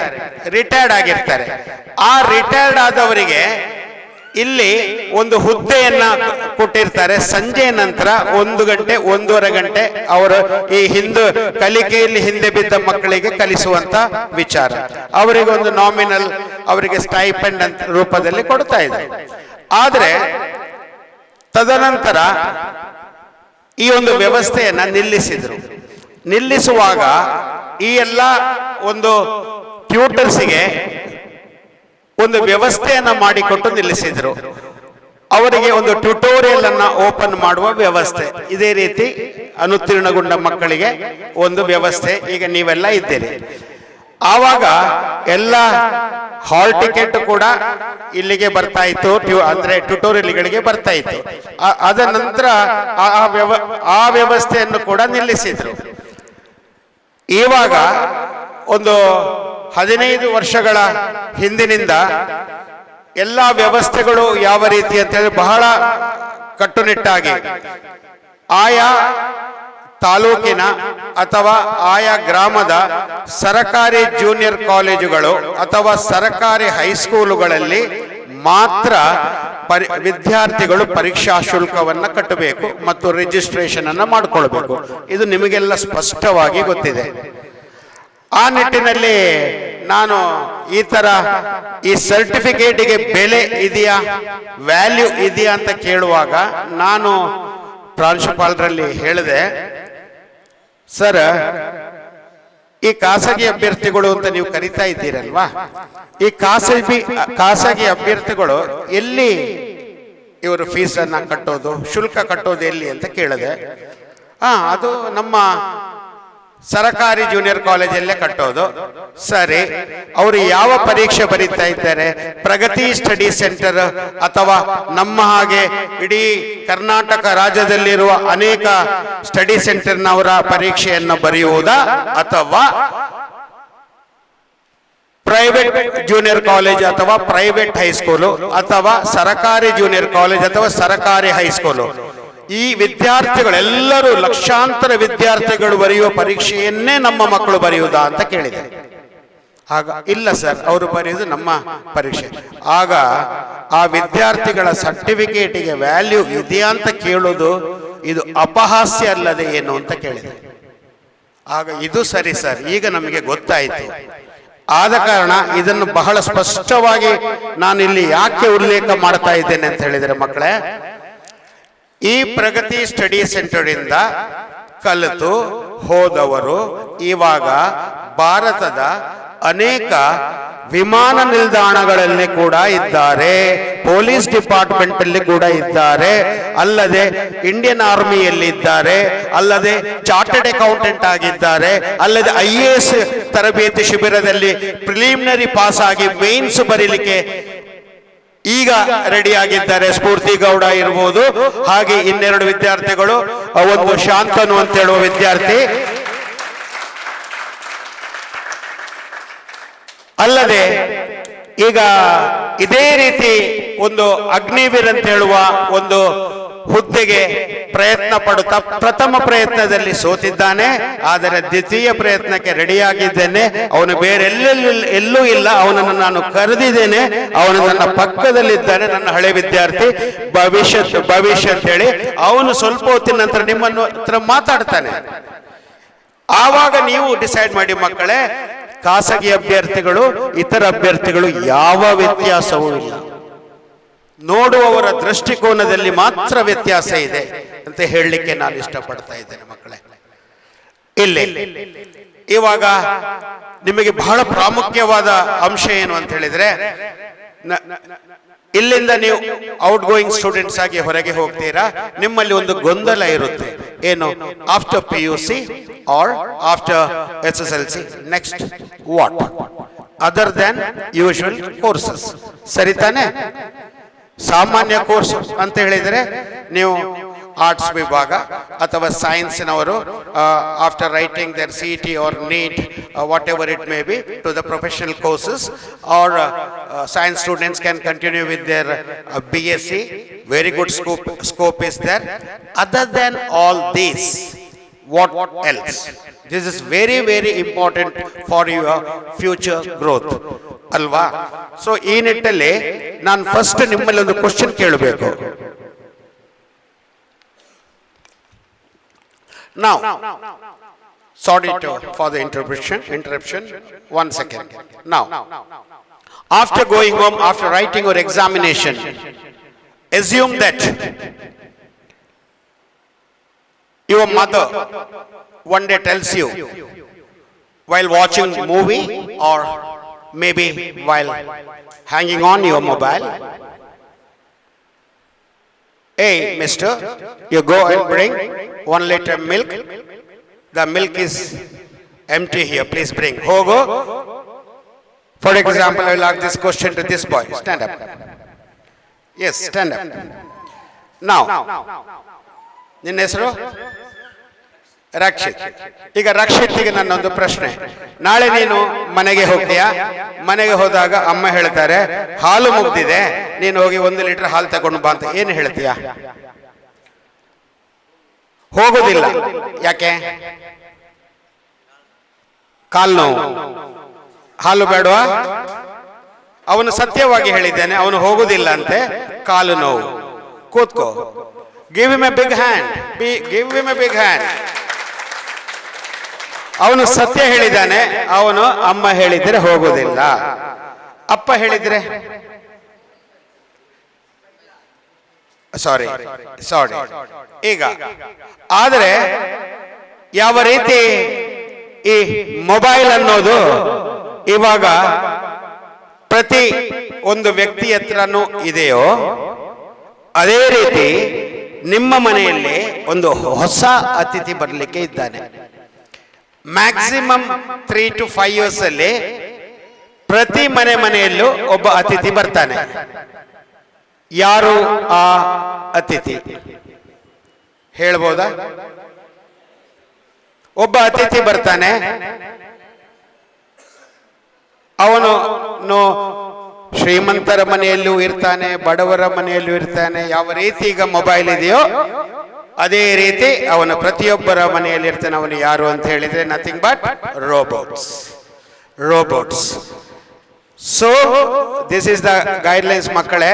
ಯಾಕೆ ಅಂತ ಹೇಳಿದ್ರೆ, ಯಾವತ್ತು ನಾವು ಸಣ್ಣದಿರುವಾಗ ಯಾವತ್ತು ಆಲೋಚನೆ ಮಾಡಿಲ್ಲ, ಎಲ್ಲೋ ಇರುವ ಅಮೆರಿಕದಲ್ಲಿ ಇರುವವರನ್ನು ಇಲ್ಲಿಂದ ನಾವು ನೇರವಾಗಿ ಮುಖ ನೋಡ್ತಾ ಮಾತಾಡಬಹುದು. ನಾಸ್ಟ್ರಡಾಮಸ್ ಹೇಳಿದಾಗೆ ವರ್ಲ್ಡ್ ವಾರ್, 3ನೇ ಮಹಾಯುದ್ಧವನ್ನು ಪ್ರತಿ ಮನುಷ್ಯನು ಅವನ ಕೈಯಲ್ಲಿ ಅಂಗೈಯಲ್ಲಿ ಒಂದು ವಸ್ತುವನ್ನು ಹಿಡಿದು ಅದನ್ನು ವೀಕ್ಷಣೆ ಮಾಡ್ತಾನೆ. ಅದು ನೆಕ್ಸ್ಟ್ ಯಾವುದೇ ವಾರ ಆದರೂ ನಮ್ಮ ಮೊಬೈಲ್ ಅಲ್ಲಿ ನಾವು ವಾಚ್ ಮಾಡಬಹುದು. ಯುಕ್ರೇನ್ ವಾರನ್ನ ನಾವು ಇವಾಗ್ಲೂ ನೋಡ್ತಾ ಇದ್ದೇವೆ, Russia Ukraine, isn't it? So ಅದು ಆಯ್ತು. ಮತ್ತು ಹೇಳಿದ್ರು ಹಿರಿಯರು, ಮೊಬೈಲ್ ಅನ್ನ ಬುಟ್ಟಿಯಲ್ಲಿಟ್ಟು ಮಾರ್ತಾರೆ ಅಂತೇಳಿ. ಆ ಪರಿಸ್ಥಿತಿ ಈಗ ಆಲ್ಮೋಸ್ಟ್ ಬಂದಿದೆ. ಸೊ ಇನ್ನು ಮನೆಯಲ್ಲೂ ರೋಬೋಟ್ಸ್ ಕಡ್ಡಾಯ. ಯಾರಿಗೂ ಪುರ್ಸೋತಿಲ್ಲ ಕೆಲಸ ಮಾಡ್ಲಿಕ್ಕೆ. ಸೊ ಇವನು ಬೇಡ ಅಂತ ಹೇಳಿದ, ನಾನು ಅಮ್ಮ ಹೇಳಿದ್ರೆ ನಾನು ತಗೊಳ್ಳೋದಿಲ್ಲ, ನಾನು ತರುವುದಿಲ್ಲ ಹಾಲು. ಆದ್ರೆ ರೋಬೋಟ್ ಹಾಗೆ ಹೇಳೋದಿಲ್ಲ ಮಕ್ಕಳೇ, ರೋಬೋಟ್ ಹಾಗೆ ಹೇಳೋದಿಲ್ಲ. ರೋಬೋಟ್ ನೀವು ಏನು ಹೇಳ್ತೀರೋ ಅದನ್ನ ಕೇಳುತ್ತೆ. ಯಾಕೆ? My question is here, why?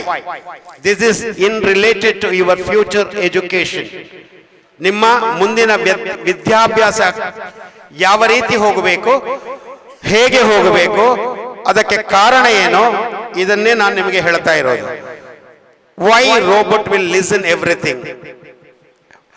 Robot ಮಾಡುವ ಕೆಲಸ ಕೂಡ ಅಷ್ಟು ಎಕ್ಯುರೇಟ್ ಆಗಿರುತ್ತೆ. ಯಾಕೆ ಹೇಳ್ಬೋದಾ ಯಾರಾದ್ರೂ? ನಮ್ಮ ಸ್ಟೇಜಲ್ಲಿ ನಮ್ಮ ಪದಾಧಿಕಾರಿಗಳು ಇದ್ದಾರೆ, ಅದರಲ್ಲಿ ಒಬ್ಬನಿಗೆ ಮೊಬೈಲ್ ಅಂಗಡಿ ಇದೆ, ಅವನಿಗೆ ಏನಾದರೂ ಮಾಹಿತಿ ಇದೆಯಾ?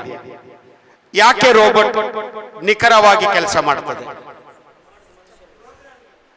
ಪ್ರೋಗ್ರಾಮಿಂಗ್ ಹೇಳಿದವರು ಯಾರು ಎದುರಿನಲ್ಲಿ? Very good answer. Programming, it's right answer. Give him a big hand. Sit down. So programming ನಾವು ಮಾಡಬೇಕಾದ್ರೆ ನಾವು ಏನನ್ನ ಕಲಿಬೇಕು? Very good. Who answer? Coding. Very good answer. Coding. So to learn this coding, what you should do? You should go for this robotic science as a subject in your next education, makkale. Next education idanna kalibeku. For example, ಎಷ್ಟೋ ಕಾಲೇಜುಗಳಿವೆ ಕರ್ನಾಟಕದಲ್ಲಿ, ಎಷ್ಟೋ ಕಾಲೇಜುಗಳಿವೆ, famous colleges ಇದೆ. ದಕ್ಷಿಣ ಕನ್ನಡ ಅಂತೂ ತುಂಬಿ ತುಳುಕ್ತಿದೆ famous ಕಾಲೇಜಿಗೆ. ಎಲ್ಲ ಉತ್ತರ ಕರ್ನಾಟಕದ ಮಕ್ಕಳು ಇರ್ಬೋದು ಅಥವಾ ದಕ್ಷಿಣ ಕರ್ನಾಟಕದ ಮಕ್ಕಳು ಎಲ್ಲ ಕಡೆಯಿಂದ ಬರೋದು ಎಲ್ಲಿಗೆ? ದಕ್ಷಿಣ ಕನ್ನಡ.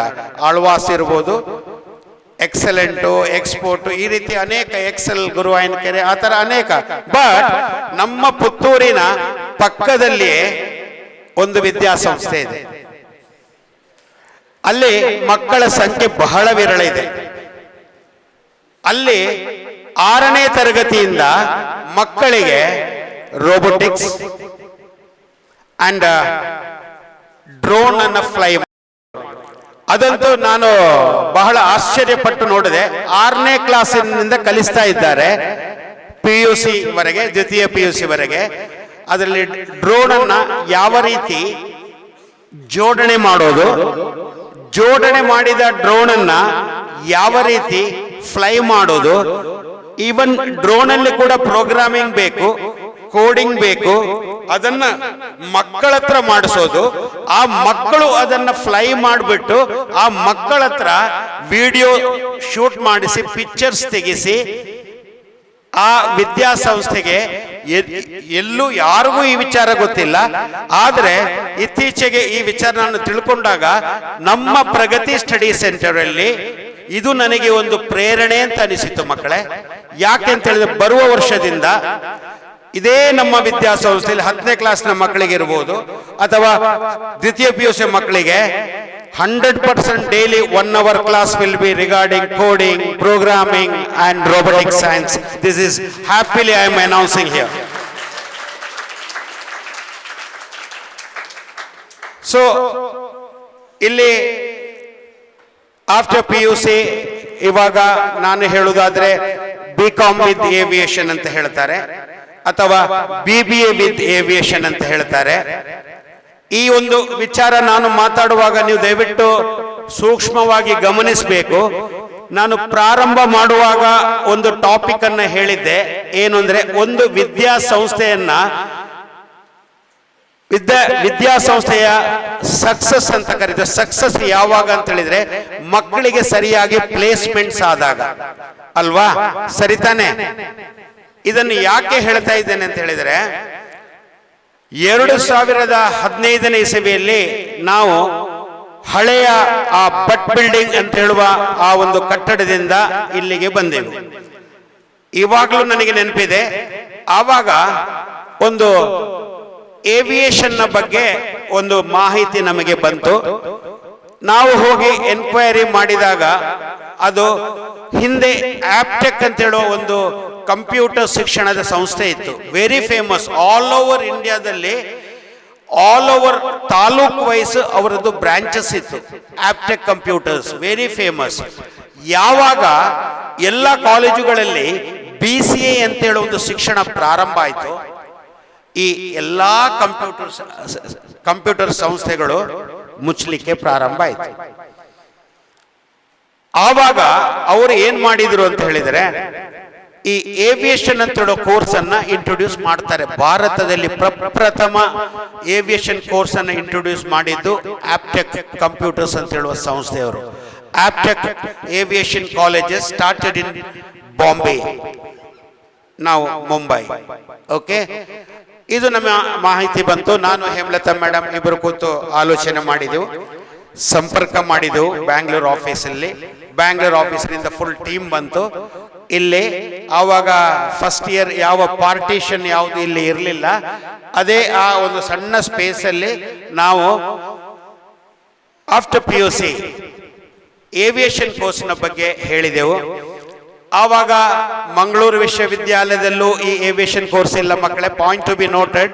ಇಲ್ಲ, ಮೈಸೂರು ಯೂನಿವರ್ಸಿಟಿಲಿ ಇಲ್ಲ, ಬೆಂಗಳೂರು ಯೂನಿವರ್ಸಿಟಿಲಿ ಇಲ್ಲ, ಕುವೆಂಪು ಯೂನಿವರ್ಸಿಟಿಲಿ ಇಲ್ಲ.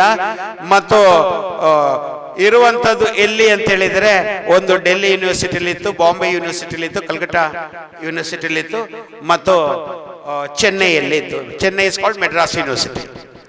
ಆವಾಗ ಇಲ್ಲಿ ಅದನ್ನ ನಾವು ಇಂಟ್ರೊಡ್ಯೂಸ್ ಮಾಡಿದಾಗ ಆಲ್ಮೋಸ್ಟ್ ಎಲ್ಲ ಸಂಸ್ಥೆಯವರು ಅದೆಲ್ಲ ಆಗ್ಲಿಕ್ಕಿಲ್ಲ, ಅದೆಲ್ಲ ಆಗ್ಲಿಕ್ಕಿಲ್ಲ, ಇದು ಕಲ್ತ್ರೆ ನಾಳೆ ಉದ್ಯೋಗ ಇಲ್ಲ. ಆಲ್ವೇಸ್ ನೆಗೆಟಿವ್ ಮಾತಾಡುವವರ ಸಂಖ್ಯೆ ನಮಗೆ ಯಾವತ್ತು ಜಾಸ್ತಿ ಸಿಗ್ತದೆ, ಪಾಸಿಟಿವ್ ಆಗಿ ಮಾತಾಡುವವರ ಸಂಖ್ಯೆ ಕಮ್ಮಿ ಸಿಗ್ತದೆ. ಸಕ್ಸಸ್ ಯಾವಾಗ ಸಿಗ್ತದೆ ಅಂತ ಹೇಳಿದ್ರೆ ಆಗ ಎಲ್ಲರೂ ತಲೆಯಲ್ಲಿಟ್ಟು ಮೆರವಣಿಗೆ ಮಾಡುತ್ತಾರೆ. ಈಗ ನಮ್ಮ ವೃಷಭ್ ಶೆಟ್ಟರನ್ನು ಮಾಡ್ತಾ ಇದ್ದಾರೆ ಕಾಂತಾರ ಅಲ್ವಾ. ಫಸ್ಟಿಗೆ ಏನಾಯ್ತು, ಅವರು ಸೋಲು ಸೋಲು ಸೋಲು, ನಂತರ ಗೆಲುವು ಗೆಲುವು ಗೆಲುವು, ಲಾಸ್ಟಿಗೆ ಮಾಸ್ಟರ್ ಗೆಲುವು ಅಲ್ವಾ. ಅದೇ ರೀತಿ ನಿಮ್ಮ ಜೀವನ ಕೂಡ. ಇಲ್ಲಿ ಆ ಏವಿಯೇಷನ್ ಕೋರ್ಸ್ ಅನ್ನ ನಾವು ಇಂಟ್ರೊಡ್ಯೂಸ್ ಮಾಡಿದ್ದು. My first student is Chetan. ಅವರ ತಂದೆ ಬಂದು ನಮ್ಮ ಇಲ್ಲಿಯ BSNL ಎಂಪ್ಲಾಯ್ ಆಗಿದ್ರು. ತಾಯಿ ಬಂದು ಒಂದು ಕೋಆಪರೇಟಿವ್ ಸೊಸೈಟಿಯಲ್ಲಿ ಸಣ್ಣ ಕ್ಲರಿಕಲ್ ಪೋಸ್ಟ್ ಅಲ್ಲಿ ಇದ್ರು. ಕಷ್ಟಪಟ್ಟು ಅವರು ಬೆಂಗಳೂರಲ್ಲಿ ಇದೇ ಆಪ್ಟೆಕ್ ಸಂಸ್ಥೆಗೆ ಸೇರಿಸಿದ್ರು. ಇವಾಗ is working for air India and is drawing 1,52,000 salary. I am proud of mister Chetan. ಹಾಗೆ ಪ್ರತಿ ವರ್ಷ ಒಂದು 2-3 ವಿದ್ಯಾರ್ಥಿಗಳು ಹೋಗ್ಲಿಕ್ಕೆ ಪ್ರಾರಂಭ ಆದ್ರು. ಈಗ ಚೆನ್ನೈ ಏರ್ಪೋರ್ಟ್ ಅಲ್ಲಿ ಒಬ್ಬರಿದ್ದಾರೆ, ಒಬ್ಬನು ಡೆಲ್ಲಿಯಲ್ಲಿ ಇದ್ದಾನೆ, ಮತ್ತು ಮೊನ್ನೆ ಒಬ್ಬನು ಹೇಳ್ತಾನೆ, ಸರ್ ನಾನು ದುಬೈ ಪ್ಲೇಸ್ಮೆಂಟ್ಸ್ ತಗೊಂಡೆ, ಬಟ್ 15 years ಬಾಂಡ್ ಅಂತೇಳಿ. ಆದರೆ ಇದೆಲ್ಲ ಹೇಳುವಾಗ ನಾನು ನಿಮ್ಮಲ್ಲಿ ಒಂದು ಹೇಳಲಿಕ್ಕೆ ಬಯಸ್ತೇನೆ ಮಕ್ಕಳೇ, ಈ ಎಲ್ಲ ವಿದ್ಯಾರ್ಥಿಗಳಲ್ಲೂ ನಾನು ಯಾವತ್ತೂ ಒಂದು ಮಾತು ಹೇಳ್ತಾ ಇರ್ತೇನೆ. ಏನು ಅಂತ ಹೇಳಿದರೆ, ದಯವಿಟ್ಟು ನೀವು ಗ್ರ್ಯಾಜುಯೇಷನ್ ಯಾವುದೇ ಫೀಲ್ಡ್ ಇರ್ಬೋದು, ಬರೀ ಗ್ರ್ಯಾಜುಯೇಷನ್ ಸಾಲದು, ಮಾಸ್ಟರ್ಸ್ ಮಾಡಬೇಕು ಅಂತ.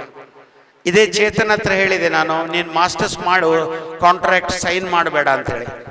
ಆವಾಗ ಅವನು ಹೇಳಿದ, ಇಲ್ಲ ಸರ್, ಅಪ್ಪ ಅಮ್ಮ ಬಹಳ ಕಷ್ಟಪಟ್ಟು ಸಾಲ ಮೂಲ ಮಾಡಿಕೊಂಡು ಓದಿಸಿದ್ದಾರೆ, ನಾನೀಗ ಸೇರದಿದ್ರೆ ಅವರಿಗೆ ತುಂಬ ಕಷ್ಟ ಆಗ್ತದೆ ಅಂತೇಳಿ. ಇದೊಂದು ನಮ್ಮ ವಿದ್ಯಾರ್ಥಿಗಳು ಏನು ಮಾಡ್ಲಿಕ್ಕೆ ಆಗದಂತ ಪರಿಸ್ಥಿತಿ. ಒಮ್ಮೆ ಜಾಬಿಗೆ, ಈ ತರ ಜಾಬಿಗೆ ಸೇರಿಕೊಂಡ ನಂತರ ಏನು ಮಾಡ್ಲಿಕ್ಕೆ ಆಗೋದಿಲ್ಲ, ಓದ್ಲಿಕ್ಕೆ ಟೈಮೇ ಇರೋದಿಲ್ಲ. ಯಾಕಂತ ಹೇಳಿದ್ರೆ ಡೈಲಿ ಅರೌಂಡ್ 12 hours ವರ್ಕ್ ಇರುತ್ತೆ ಏರ್ಪೋರ್ಟ್ ಅಲ್ಲಿ, ಅಷ್ಟು ಸುಲಭ ಇಲ್ಲ. ಡ್ಯೂರಿಂಗ್ ದಿಸ್ ನೋಟ್ ಬ್ಯಾನ್ ಆಗ್ತಾ ಇತ್ತಲ್ವಾ, ನೋಟ್ ಬ್ಯಾನ್ ಆದ ತಕ್ಷಣ ಭಾರತದ ಕರೆನ್ಸಿಯನ್ನ ಫಾರಿನ್ ಕಂಟ್ರಿಗಳಿಗೆ ಮುಟ್ಟಿಸ್ಲಿಕ್ಕೆ ಇದೆ, Indian currency. That time Chetan use to call me, sir ನಾನು ಫ್ಲೈಟ್ ಒಳಗೆ ಕೂತಿದ್ದೇನೆ, ಯಾವ ಫ್ಲೈಟು ಅಂತ ಕೇಳಿದೆ. I thought passenger. No sir, cargo, air India cargo. ಹೌದಾ, ಏನಿದೆ? ಅವ್ರು ಹೇಳೋದು, ಹಣ ಇದೆ sir, full of Indian currency, ನಾನು ಇದನ್ನ ಬೇರೆ 2 ಕಂಟ್ರಿಗೆ ಮುಟ್ಟಿಸಬೇಕು ಸರ್, ಹೊಸ ಹೊಸ ನೋಟುಗಳು ಸರ್, ಇದನ್ನು ತಗೊಂಡು ನನಗೆ ಹೆಮ್ಮೆ ಆಗ್ತಾ ಇದೆ ಸರ್. ಆವತ್ತು ಏವಿಯೇಷನ್ ಹೇಳದಿದ್ರೆ ನಾನು ಇವತ್ತು ಈ ಪೊಸಿಷನಲ್ಲಿ ಇರ್ತಾ ಇರಲಿಲ್ಲ ಅಂತ ಹೇಳುವಾಗ ನನಗೂ ಕೂಡ ತುಂಬ ಫೀಲಿಂಗ್ ಆಯಿತು. ಸೊ ಇವಾಗ ಇದನ್ನು ನಿಮಗೆ ಯಾಕೆ ಹೇಳ್ತೇನೆ ಅಂತ ಹೇಳಿದರೆ ಮಕ್ಕಳೇ, ಇವಾಗೆಲ್ಲ ತಮಾಷೆಯಾಗಿ ಕಾಣ್ತದೆ, ಆದರೆ ಸತ್ಯ ಗೊತ್ತಾಗೋದು ಆಫ್ಟರ್ PUC. ಒನ್ಸ್ ನೀವು ಗ್ರ್ಯಾಜುಯೇಷನ್ಗೆ ಹೋದ ನಂತರ ಅಲ್ಲಿ ಈಗ ನಿಮ್ಮ ಜೊತೆಯಲ್ಲಿದ್ದವರು ಯಾರೂ ಇರೋದಿಲ್ಲ ಮಕ್ಕಳೇ, ಯಾರೂ ಇರೋದಿಲ್ಲ ಎಕ್ಸೆಪ್ಟ್ ಯುವರ್ ಫಾದರ್. ಅವರು ಕೂಡ ನಿಮಗೆ ಫಾದರ್ ಮದರ್ ಅವರು ಕೂಡ ಇರ್ತಾರೆ ಎಲ್ಲಿವರೆಗೆ? ಅವರಿಗೆ ಆಯುಷ್ಯ ಇರುವವರೆಗೆ. ಅವರಿಗೆ ವಯಸ್ಸಾದ ನಂತರ ಅವರು ಹೋಗ್ತಾರೆ. ಆದರೆ ನೀವು ಕಲಿತ ವಿದ್ಯೆ ಮಾತ್ರ ನೀವು ಭೂಮಿಯೊಳಗೆ ಮಣ್ಣಾಗಿ ಹೋಗುವವರೆಗೂ ಶಾಶ್ವತವಾಗಿ ಇರ್ತದೆ ಅಂತ ಹೇಳಲಿಕ್ಕೆ ಇಷ್ಟಪಡ್ತಾ ಇದ್ದೇನೆ ಮಕ್ಕಳೇ.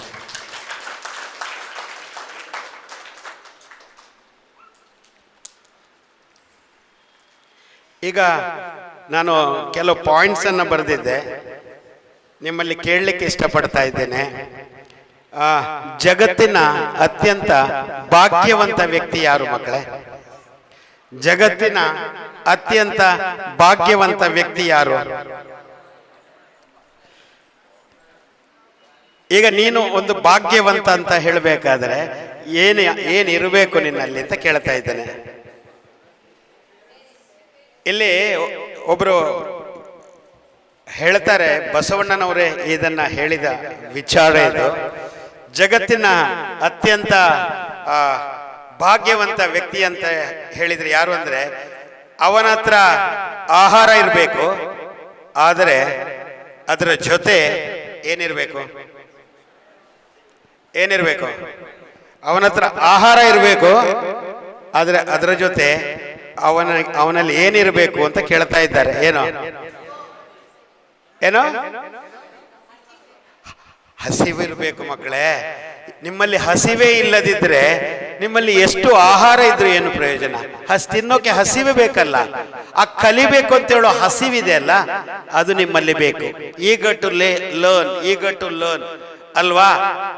ಒಳ್ಳೆ ಮಂಚ ಇದೆ ಮಕ್ಕಳೇ, ಒಳ್ಳೆ ದಿಂಬಿದೆ, ಅದ್ರ ಜೊತೆ ಏನ್ ಬೇಕು? ಒಳ್ಳೆಯ ನಿದ್ದೆ ಬೇಕಲ್ಲ. ನೋಡಿ, ಹೇಮಲತಾ ಮೇಡಮ್ ನಿದ್ದೆ ಇದೇ ಕಾಣುತ್ತದೆ, ಅವರು ಹೇಳ್ತಾ ಇದ್ದಾರೆ. ಇದು ಸೂಪರ್ ಆಗಿ ಬಸವಣ್ಣನವರು ಹೇಳಿದ್ದಾರೆ. ಅದರ ಜೊತೆಯಲ್ಲಿ ಅವರು ಇನ್ನೊಂದು ಹೇಳ್ತಾರೆ, ಹಣ ಇರಬೇಕು, ಆದ್ರೆ ಅದರ ಜೊತೆ ಏನಿರಬೇಕು? ಹಣ ಇರಬೇಕು, ಅದರ ಜೊತೆ ಏನಿರಬೇಕು? ಅಲ್ಲ, ಅದರ ಜೊತೆ, ಹಣದ ಜೊತೆ ಧರ್ಮ ಇರಬೇಕು. ಆ ಧರ್ಮ ಇಲ್ಲದಿದ್ರೆ, ಹಣ ಇದ್ರೆ ನೀನು ಅಧರ್ಮಿ ಆಗ್ತೀಯಾ ಅಂತ ಹೇಳ್ತಾ ಇದ್ದಾರೆ. ಅದರ ಜೊತೆಯಲ್ಲಿ ನಾನೊಂದು ಸೇರಿಸ್ಬಿಟ್ಟೆ, ಏನು ಗೊತ್ತಾ? ವಿದ್ಯೆ ಇರಬೇಕು, ಆದ್ರೆ ವಿದ್ಯೆ ಜೊತೆ ಏನಿರಬೇಕು ಅಂತ ಆವಾಗ ನಾನು HM ಹತ್ರ ಹೇಳಿದ್ದೆ, ಸಂಸ್ಕಾರ ಇರಬೇಕು ಮಕ್ಕಳೇ. ವಿದ್ಯೆ ಇರಬೇಕು, ಆದ್ರೆ ಅದರ ಜೊತೆ ಒಳ್ಳೆಯ ಸಂಸ್ಕಾರ ಇರಬೇಕು ಅಂತ ಹೇಳಲಿಕ್ಕೆ ಇಷ್ಟಪಡ್ತಾ ತುಂಬ ಹೊತ್ತು ಮಾತಾಡ್ತಾ ಬಂದೆ. ಯಾಕೆ ಅಂತ ಹೇಳಿದ್ರೆ, ನಿಮ್ಮ ಪ್ರೋಗ್ರಾಮ್ಸ್ ಇದೆ. ಈಗ ಹೇಮಲತಾ ಮಕ್ಕಳು ಯಾರು ನೋಡಿದ್ರೆ ಹೇಮಲತಾ ಮೇಡಮ್ ಟೈಮ್ ನೋಡ್ತಾರೆ, ಈ ಮನುಷ್ಯ ತಲೆ ತಿಂತಾ ಇದ್ದಾನೆ ಅಂತೇಳಿ. So before concluding, I use to want to tell you one thing. ದೀಪ ಹಚ್ಚೋಣ, ಬೆಳಕ ಹರಡೋಣ, ನಾವು ನೀವೆಲ್ಲ ಸೇರಿ ಅಜ್ಞಾನ ಅಳಿಸೋಣ, ಸುಜ್ಞಾನ ಹರಡೋಣ ಅಂತ ಹೇಳುತ್ತಾ ನನ್ನ ಎರಡು ಮಾತುಗಳಿಗೆ ವಿರಾಮ ನಾನು ನೀಡ್ತೇನೆ. Thank you one and all. Jai Hind. That time I told one thing. I would like to call our Pragathi Study Center old student and best student and good student, obedient student, and he is now working. ಈಗ ಕೆಲಸ ಮಾಡ್ತಾ ಬೆಳಿಗ್ಗೆಯಿಂದ 11 ಗಂಟೆಯಿಂದ ರಾತ್ರಿ 12 ಗಂಟೆವರೆಗೆ ಕೆಲಸ ಮಾಡುತ್ತಾ ಅವನು ಉದ್ಯೋಗಕ್ಕೆ ಶ್ರಮಿಸುತ್ತಾ ಪ್ರಥಮ ಪ್ರಯತ್ನದಲ್ಲಿ ಸೋಲನ್ನ ಕಂಡಿದ್ದಾನೆ. ಅಗ್ನಿವೀರ್ ಅಂತ ಹೇಳುವ ಈ ಒಂದು ಇದಕ್ಕೆ ಹೋಗ್ತಾ ಇದ್ದಾನೆ. So now he is along with me. Bhavish, I call you here. I would like you to speak to my students and tell them what is life. Come.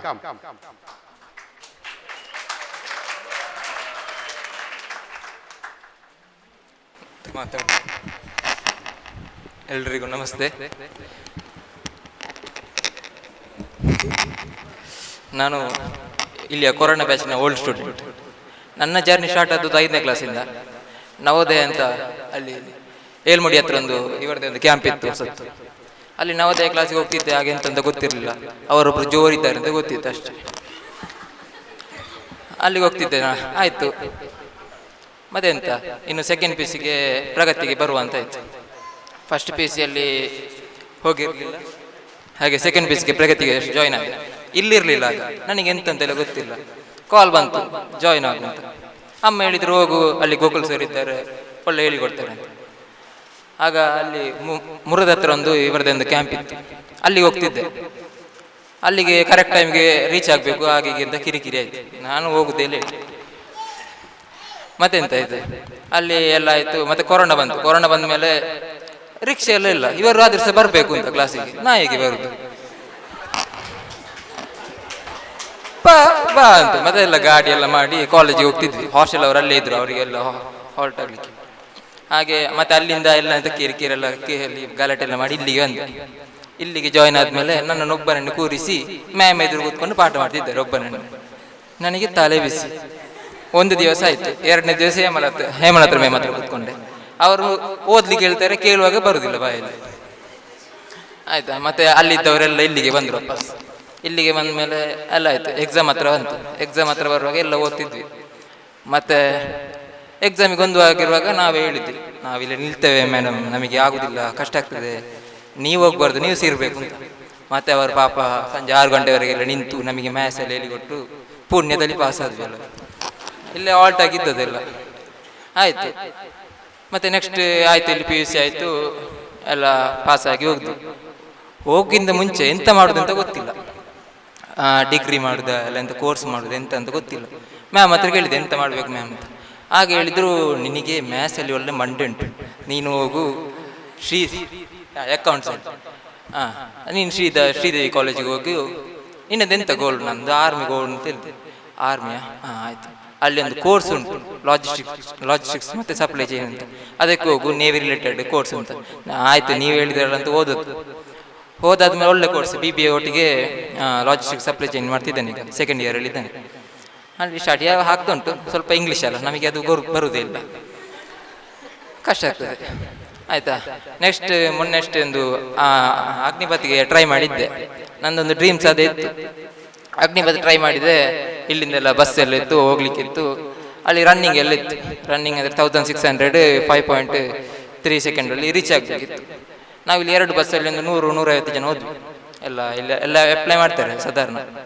ಹಾಗೆ ಅಪ್ಲೈ ಮಾಡಿದಲ್ಲಿ ನನಗೆ ಆಗುದಿಲ್ಲ ಅಂತ ಇಲ್ಲಿ ನಂಬಿಕೆ ಇತ್ತು. ನನ್ನಕ್ಕಿಂತ ಮುಂಚೆ ಬ್ಯಾಚಲ್ಲಿ 2 ಸೆಲೆಕ್ಟ್ ಆದದ್ದು. ಇಡೀ ಬ್ಯಾಚಲ್ಲಿ, ಒಂದು ಬ್ಯಾಚಲ್ಲಿ 250 ಜನ ಬಿಡ್ತಾರೆ ಓಡಲಿಕ್ಕೆ, ಅದರಲ್ಲಿ ಖಾಲಿ 2 ಜನ ಸೆಲೆಕ್ಟ್ ಆದರು. ಹಾಗೆ ಮತ್ತೆ ನಾನು ಆಸೆ ಬಿಟ್ಟೆ, ಇನ್ನು ಓಡುವ ಸುಮ್ಮನೆ ಬಂದದಕ್ಕೆ. ಓಡಿದ್ರಲ್ಲಿ ಒಬ್ಬ ದಮ್ಮು ಕಟ್ಟಿ ಓಡಿದೆ.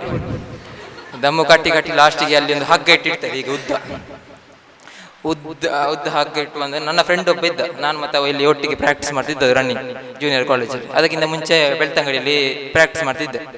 ಅಲ್ಲಿಂದಲೇ ಕಾಲೇಜ್, ಅಲ್ಲಿಂದಲೆಲ್ಲ PG ಎಲ್ಲ ಮಾಡಿ ಹೋಗ್ತಿದ್ದೆ. ಬೆಳಿಗ್ಗೆ ಬೇಗ ಎದ್ದೆಲ್ಲ ಹೋಗ್ತಿದ್ದೆ. ಅಲ್ಲಿಂದ ಹಗ್ಗ ಇಟ್ಟಿದ್ರು, ಹಗ್ಗದೊಳಗೆ ನುಗ್ಗೋಗ ಹಬ್ಬ ಬಚ್ಚ ಕಾತಿರ್. ಹಾಗೆ ಹೇಳಿದೆ, ಆ ಫ್ರೆಂಡ್ ಒಬ್ಬ ಇದ್ದ, ಅವನೊಂದು ಗಟ್ಟಿ ಹಗ್ಗ ಮಾಡಿದ್ದೆ. ಫಸ್ಟ್ ಟೈಮ್ ಅಲ್ಲ, ಎಲ್ಲ ಖುಷಿಯಾಗಿರ್ತದೆ, ಅದಷ್ಟು ಸುಲಭ ಅಲ್ಲ ಅವು ಓಡುದಂತ ಹೇಳಿದ್ರೆ. ಆ ಬಸ್ಸಲ್ಲಿ ಬಂದ 150 ಜನರಲ್ಲಿ ಖಾಲಿ 2 ಸೆಲೆಕ್ಟ್ ಆದದ್ದು. ನಾನು ಮತ್ತೆ ಇನ್ನೊಬ್ಬ ನನ್ನ ಫ್ರೆಂಡ್ ಇದ್ದ. ಆಯ್ತಾ, ಇನ್ನಾಯ್ತು, ಎಲ್ಲ ಆಯ್ತು, ಸೆಲೆಕ್ಟ್ ಆಯ್ತು. ಅದು ಪಾಸ್ ಆದ್ರೆ ಮತ್ತೆ ಎಲ್ಲ ಪಾಸ್ ಆಗ್ತದೆ ಲೆಕ್ಕ. ಅದು ಪಾಸ್ ಆಯ್ತಲ್ಲ, ನೆಕ್ಸ್ಟ್ ಮೆಡಿಕಲ್ ಇರ್ತದೆ. ಅಗ್ನಿಪಥಲ್ಲಿ ಮೆಡಿಕಲ್ ಇರ್ತದೆ. ಫಸ್ಟ್ ರನ್ನಿಂಗ್ ಆದ್ಮೇಲೆ ಮೆಡಿಕಲ್ ಇರ್ತದೆ. ಮೆಡಿಕಲ್ ಅಲ್ಲ, ಸುಲಭ ಇರ್ತದೆ ಅಂತ ಬೆಳಿಗ್ಗೆ 6 ಗಂಟೆಗೆ ಬರ್ಲಿಕ್ಕೆ ಹೇಳಿದ್ರು. 6 ಗಂಟೆಗೆ ಬಂದು ಚಡ್ಡಿ ತೆಗಿ ಅಂತ. ಎಲ್ಲಿ ತೆಗಿಯುದು? ಬೆಳಿಗ್ಗೆ 6 ಗಂಟೆಗೆ ಚಡ್ಡಿ ತೆಗಿ, ಮತ್ತೆ ಚಡ್ಡಿ ಅವ್ರು ಹೇಳಿದ ಕೇಳ್ಬೇಕಲ್ಲ. ಚಡ್ಡಿ ತೆಗೆದು ಒಳಗೋದು ಜಸ್ಟ್ ಅಂಡರ್ವೇರ್ ಎಲ್ಲ ಚಳಿ ಆಗ್ತುಂಟು. ಕೂತ್ಕೊಳ್ಳಿ, ಎಲ್ಲ ಚಳಿ ಆಯ್ತು. ಟ್ಯಾಟೋ ಎಲ್ಲ ಎಂತ ಇರಲಿಲ್ಲ. ಆಯ್ತು, ಸಂಜೆ 4 ಗಂಟೆವರೆಗೆ ಆ ಚಡ್ಡಿಯಲ್ಲಿ ಮತ್ತೆಂತ ಮಾಡುದು. ಮೆಡಿಕಲ್ ಎಲ್ಲ ಆಯಿತು. ಮೆಡಿಕಲ್ ಅದರಲ್ಲಿ ಪಾಸ್ ಆಯ್ತು. ಮೆಡಿಕಲಲ್ಲಿ ಪಾಸ್ ಆಯಿತು. ಮೆಡಿಕಲ್ ಪಾಸ್ ಆಯಿತು. ಮೆಡಿಕಲ್ ಅಂದರೆ ಅಷ್ಟು ಸುಲಭ ಇರೋದಿಲ್ಲ, ಎಲ್ಲ ಚೆಕಪ್ ಇರ್ತದೆ. ಅದರೆಲ್ಲ ಪಾಸ್ ಆಗಿ ನೆಕ್ಸ್ಟ್ ಅಡ್ಮಿಟ್ ಕಾರ್ಡಿಗೆ ವೆಯ್ಟ್ ಮಾಡ್ತಿದ್ವಿ. ಎಕ್ಸಾಮ್ ಬರ್ತದೆ ನೆಕ್ಸ್ಟ್ ಅಡ್ಮಿಟ್ದಲ್ಲಿ. ಅಡ್ಮಿಟ್ ಕಾರ್ಡಿಗೆ ವೆಯ್ಟ್ ಮಾಡಿದೆ. ಆಯಿತು, ಎಕ್ಸಾಮಿಗೆ ಬಂತು.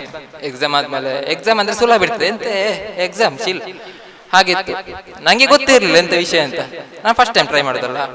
ಹಾಗೆ ಎಕ್ಸಾಮಿಗೆ ಆಯಿತು, ಪ್ರಿಪರೇಷನ್. ಇಲ್ಲಿಗೊಮ್ಮೆ ಬಂದೆ ಮ್ಯಾಮ್ ಹತ್ರ, ಎಂತ ಮಾಡೋದು ಮ್ಯಾಮ್ ಎಕ್ಸಾಮ್ ಅಂತೆ. ಹೌದಾ, ನಿಂಗೆ ಎಂತಾದ್ರೂ ಗೊತ್ತಿಲ್ಲ? ಎಂತ ಗೊತ್ತಿಲ್ಲ. ಮತ್ತೆಂತ ಮಾಡಿದೆ, ಸೀದಾ ಹುಬ್ಬಳ್ಳಿಗೆ ಹೋದೆ.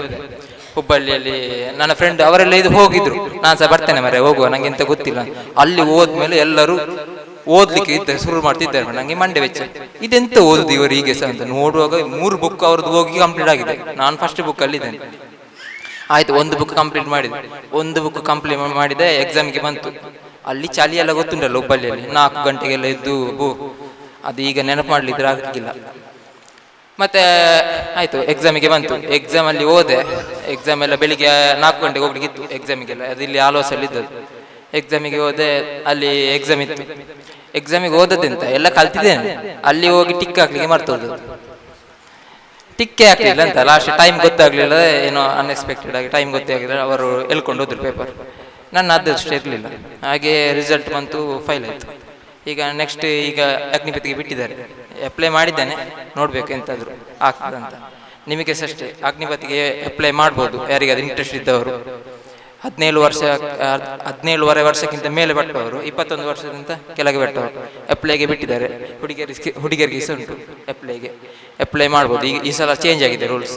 ಫಸ್ಟಿಗೆ ಎಕ್ಸಾಮ್ ಇರ್ತದೆ, ಮತ್ತೆ ರನ್ನಿಂಗ್, ಮತ್ತೆ ಫಿಸಿಕಲ್. ಹಾಗೆ ಯಾರಿಗಾದ್ರೆ ಅಪ್ಲೈ ಮಾಡ್ಲಿಕ್ಕೆ ಇಂಟ್ರೆಸ್ಟ್ ಇದ್ದವರು ಮಾಡ್ಬೋದು. ಮತ್ತು ಗೌರ್ಮೆಂಟ್ ಜಾಬ್ಗೆ ಸಹ ಅಷ್ಟೇ ಟ್ರೈ ಮಾಡ್ಬೋದು, ಎಕ್ಸಾಮಿಗೆ ಓದಿದ್ರೆ ಆಯಿತು. ನನಗೆ ಅಷ್ಟು ಮಾತಾಡಲಿಕ್ಕೆ ಬರೋದಿಲ್ಲ ಸರ್. Thank you. ಮತ್ತು ನಮಗಿಂತ ಈಗ ಇರಲಿಲ್ಲ ಸೆಂಡಪ್ ಎಲ್ಲ ಅಂತ ಇರಲಿಲ್ಲ, ಬರುವುದು ಹೋಗುದು ಅಷ್ಟೇ. ನಿಮ್ಮ ಭಾಗ್ಯ ಸೆಂಡಪ್ ಆದರೂ ಉಂಟು. ಎಲ್ಲರಿಗೂ all the best. Thank you. To give him the best wishes.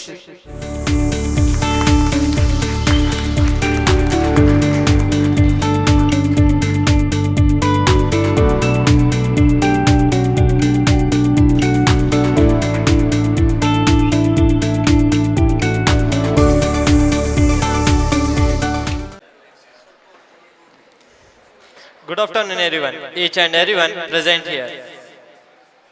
We have now came to end of this favorite of this academic year.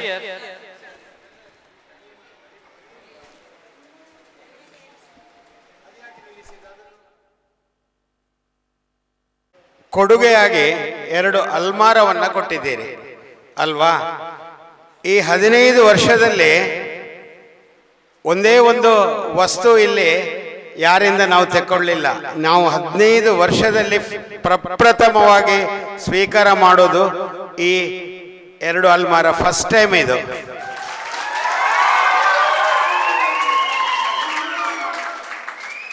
ಅದನ್ನು ಒಂದು ಕ್ರಮ ಪ್ರಕಾರವಾಗಿ, ಯಾಕಂದ್ರೆ ನಿಮ್ಮೆಲ್ಲರ ಹಣ ಅಂದರೆ ನಿಮ್ಮ ಹೆತ್ತವರು ಬೆವರು ಸುರಿಸಿದ ಹಣ, ಅದರಿಂದ ನೀವು 2 ಕೊಡ್ತಾ ಇದ್ದೀರಾ. ಅದನ್ನು ಸ್ಟೇಜಲ್ಲಿ ನಿಮ್ಮ ಕಮಿಟಿಯವರು ಹೇಮಲತಾ ಮೇಡಮ್ ಮತ್ತು HMಗೆ ಹಸ್ತಾಂತರ ಮಾಡಬೇಕು ಅಂತ ನಾನೇ ಕೇಳ್ಕೊಳ್ತಾ ಇದ್ದೇನೆ ನಿಮ್ಮ ಪರವಾಗಿ. ಎಸ್, 2 ಅಲ್ಮಾರದ ಕೀಗಳನ್ನ ಹಸ್ತಾಂತರಿಸುವ ಕಾರ್ಯಕ್ರಮ ನಡೀತಾ ಇದೆ. So give them a big hand.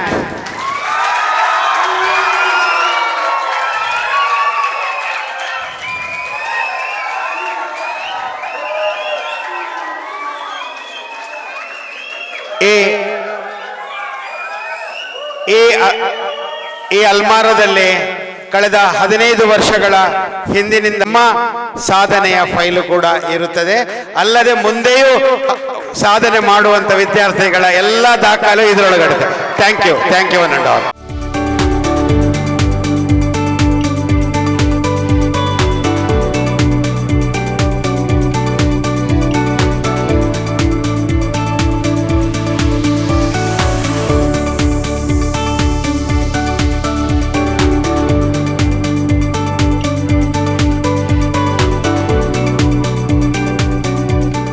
Part of this success.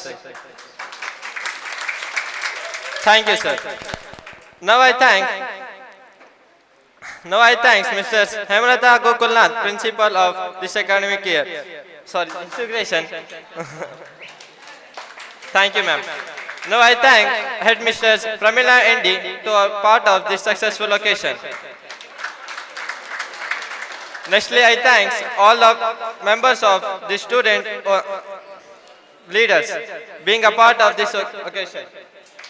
Thank you. Now I thank our lovely teachers and being a part of this occasion. Now nextly I thank our media people for the part of this occasion. And lastly but not leastly, I thank our student and everyone present here for the being the part of this success.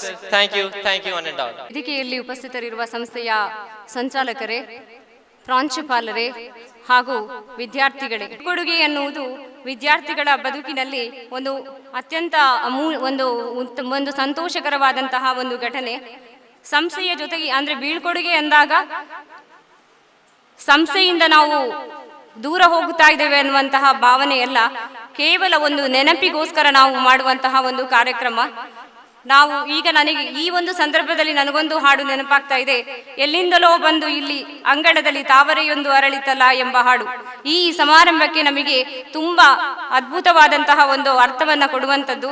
ಯಾವ ಯಾವ ಜಿಲ್ಲೆಗಳಿಂದ ಯಾವ ಯಾವ ಊರುಗಳಿಂದ ಬೇರೆ ಬೇರೆ ಕಡೆಗಳಿಂದ ಬಂದು ಒಂದು ವರ್ಷದ ಅವಧಿಯವರೆಗೆ ನಾವು ಇಲ್ಲಿ ಒಂದು ಮನೆಯ ತರ ಇಲ್ಲಿ ಕಲಿತೇವೆ. ನಾವು ಬೇರೆ ಬೇರೆ ಕಾರ್ಯಕ್ರಮಗಳನ್ನ ಆಯೋಜನೆಯನ್ನ ಮಾಡ್ತೇವೆ, ಪರೀಕ್ಷೆಗಳನ್ನು ಎದುರಿಸ್ತೇವೆ, ಸಾಕಷ್ಟು ಕಾರ್ಯಕ್ರಮಗಳಲ್ಲಿ ಭಾಗವಹಿಸ್ತೇವೆ. ಒಂದಷ್ಟು ಮಕ್ಕಳಿಗೆ ಖುಷಿಯನ್ನ ಕೊಟ್ಟರೆ ಒಂದಷ್ಟು ಮಕ್ಕಳಿಗೆ ನೋವುಗಳು ಆಗ್ತದೆ ಒಂದೊಂದ್ಸಲ ಬೈದಾಗ. ಆದರೆ ಅದರಲ್ಲಿಯೂ ಕೊನೆಗೆ ನಮಗಂತ ಸಿಗುವಂತಹ ಎಲ್ಲ ಮೆಮೊರಿಗಳನ್ನು ನಾವು ಒಂದು ಕಡೆ ಕ್ರೋಢೀಕರಿಸುವುದು ಅಂತ ಹೇಳಿದಾಗ ನಾವು ಕೊಡುವಂಥದ್ದು ಈ ಒಂದು ಬೀಳ್ಕೊಡುಗೆ ಅನ್ನುವಂಥದ್ದು. ಇದು ನಮ್ಮ ನೆನಪಿನಲ್ಲಿ ನಾವು ತೆಗೆದುಕೊಂಡು ಹೋಗುವಂತಹ ಒಂದು ನೆನಪಿನ ಬುತ್ತಿ ಅಂತ ಹೇಳ್ಬೋದು. ಜೀವನದಲ್ಲಿ ನಾವು ಎಷ್ಟೋ ವರ್ಷಗಳ ನಂತರ ಸಾವಿರಾರು 10 ವರ್ಷಗಳ ನಂತರ ನಿಮ್ಮ ಸಹಪಾಠಿಗಳು ನಿಮಗೆ ಸಿಕ್ಕಾಗ ನಿಮಗೆ ನೆನಪಾಗುವಂತಹ ಒಂದು ಸಂದರ್ಭ ಅಂತ ಹೇಳಿದ್ರೆ ಈ ಕಾರ್ಯಕ್ರಮ. ನಾವು ಎಷ್ಟು ಚೆನ್ನಾಗಿ ಆ ಒಂದು ಕಾರ್ಯಕ್ರಮದಲ್ಲಿ ಭಾಗವಹಿಸಿದೇವಲ್ಲ ಅಂತ ನೀವು ಅದನ್ನ ಮೆಮೊರಿಯನ್ನ ಒಂದು ಸಲ ನೆನಪಿಸುವುದಕ್ಕೆ ಇರುವಂತಹ ಒಂದು ಕಾರ್ಯಕ್ರಮ. ವಿದ್ಯಾರ್ಥಿಗಳೇ, ಇನ್ನು ಪರೀಕ್ಷೆಗಳು ಇನ್ನೇನು ಹತ್ತಿರ ನಮ್ಮ ಬಳಿಗೆ ಬರ್ತಾ ಇದೆ. ಕೇವಲ ಬೆರಳೆಣಿಕೆಯ ಸಮಯಗಳು ಮಾತ್ರ ನಮ್ಮ ಬಳಿ ಇದೆ.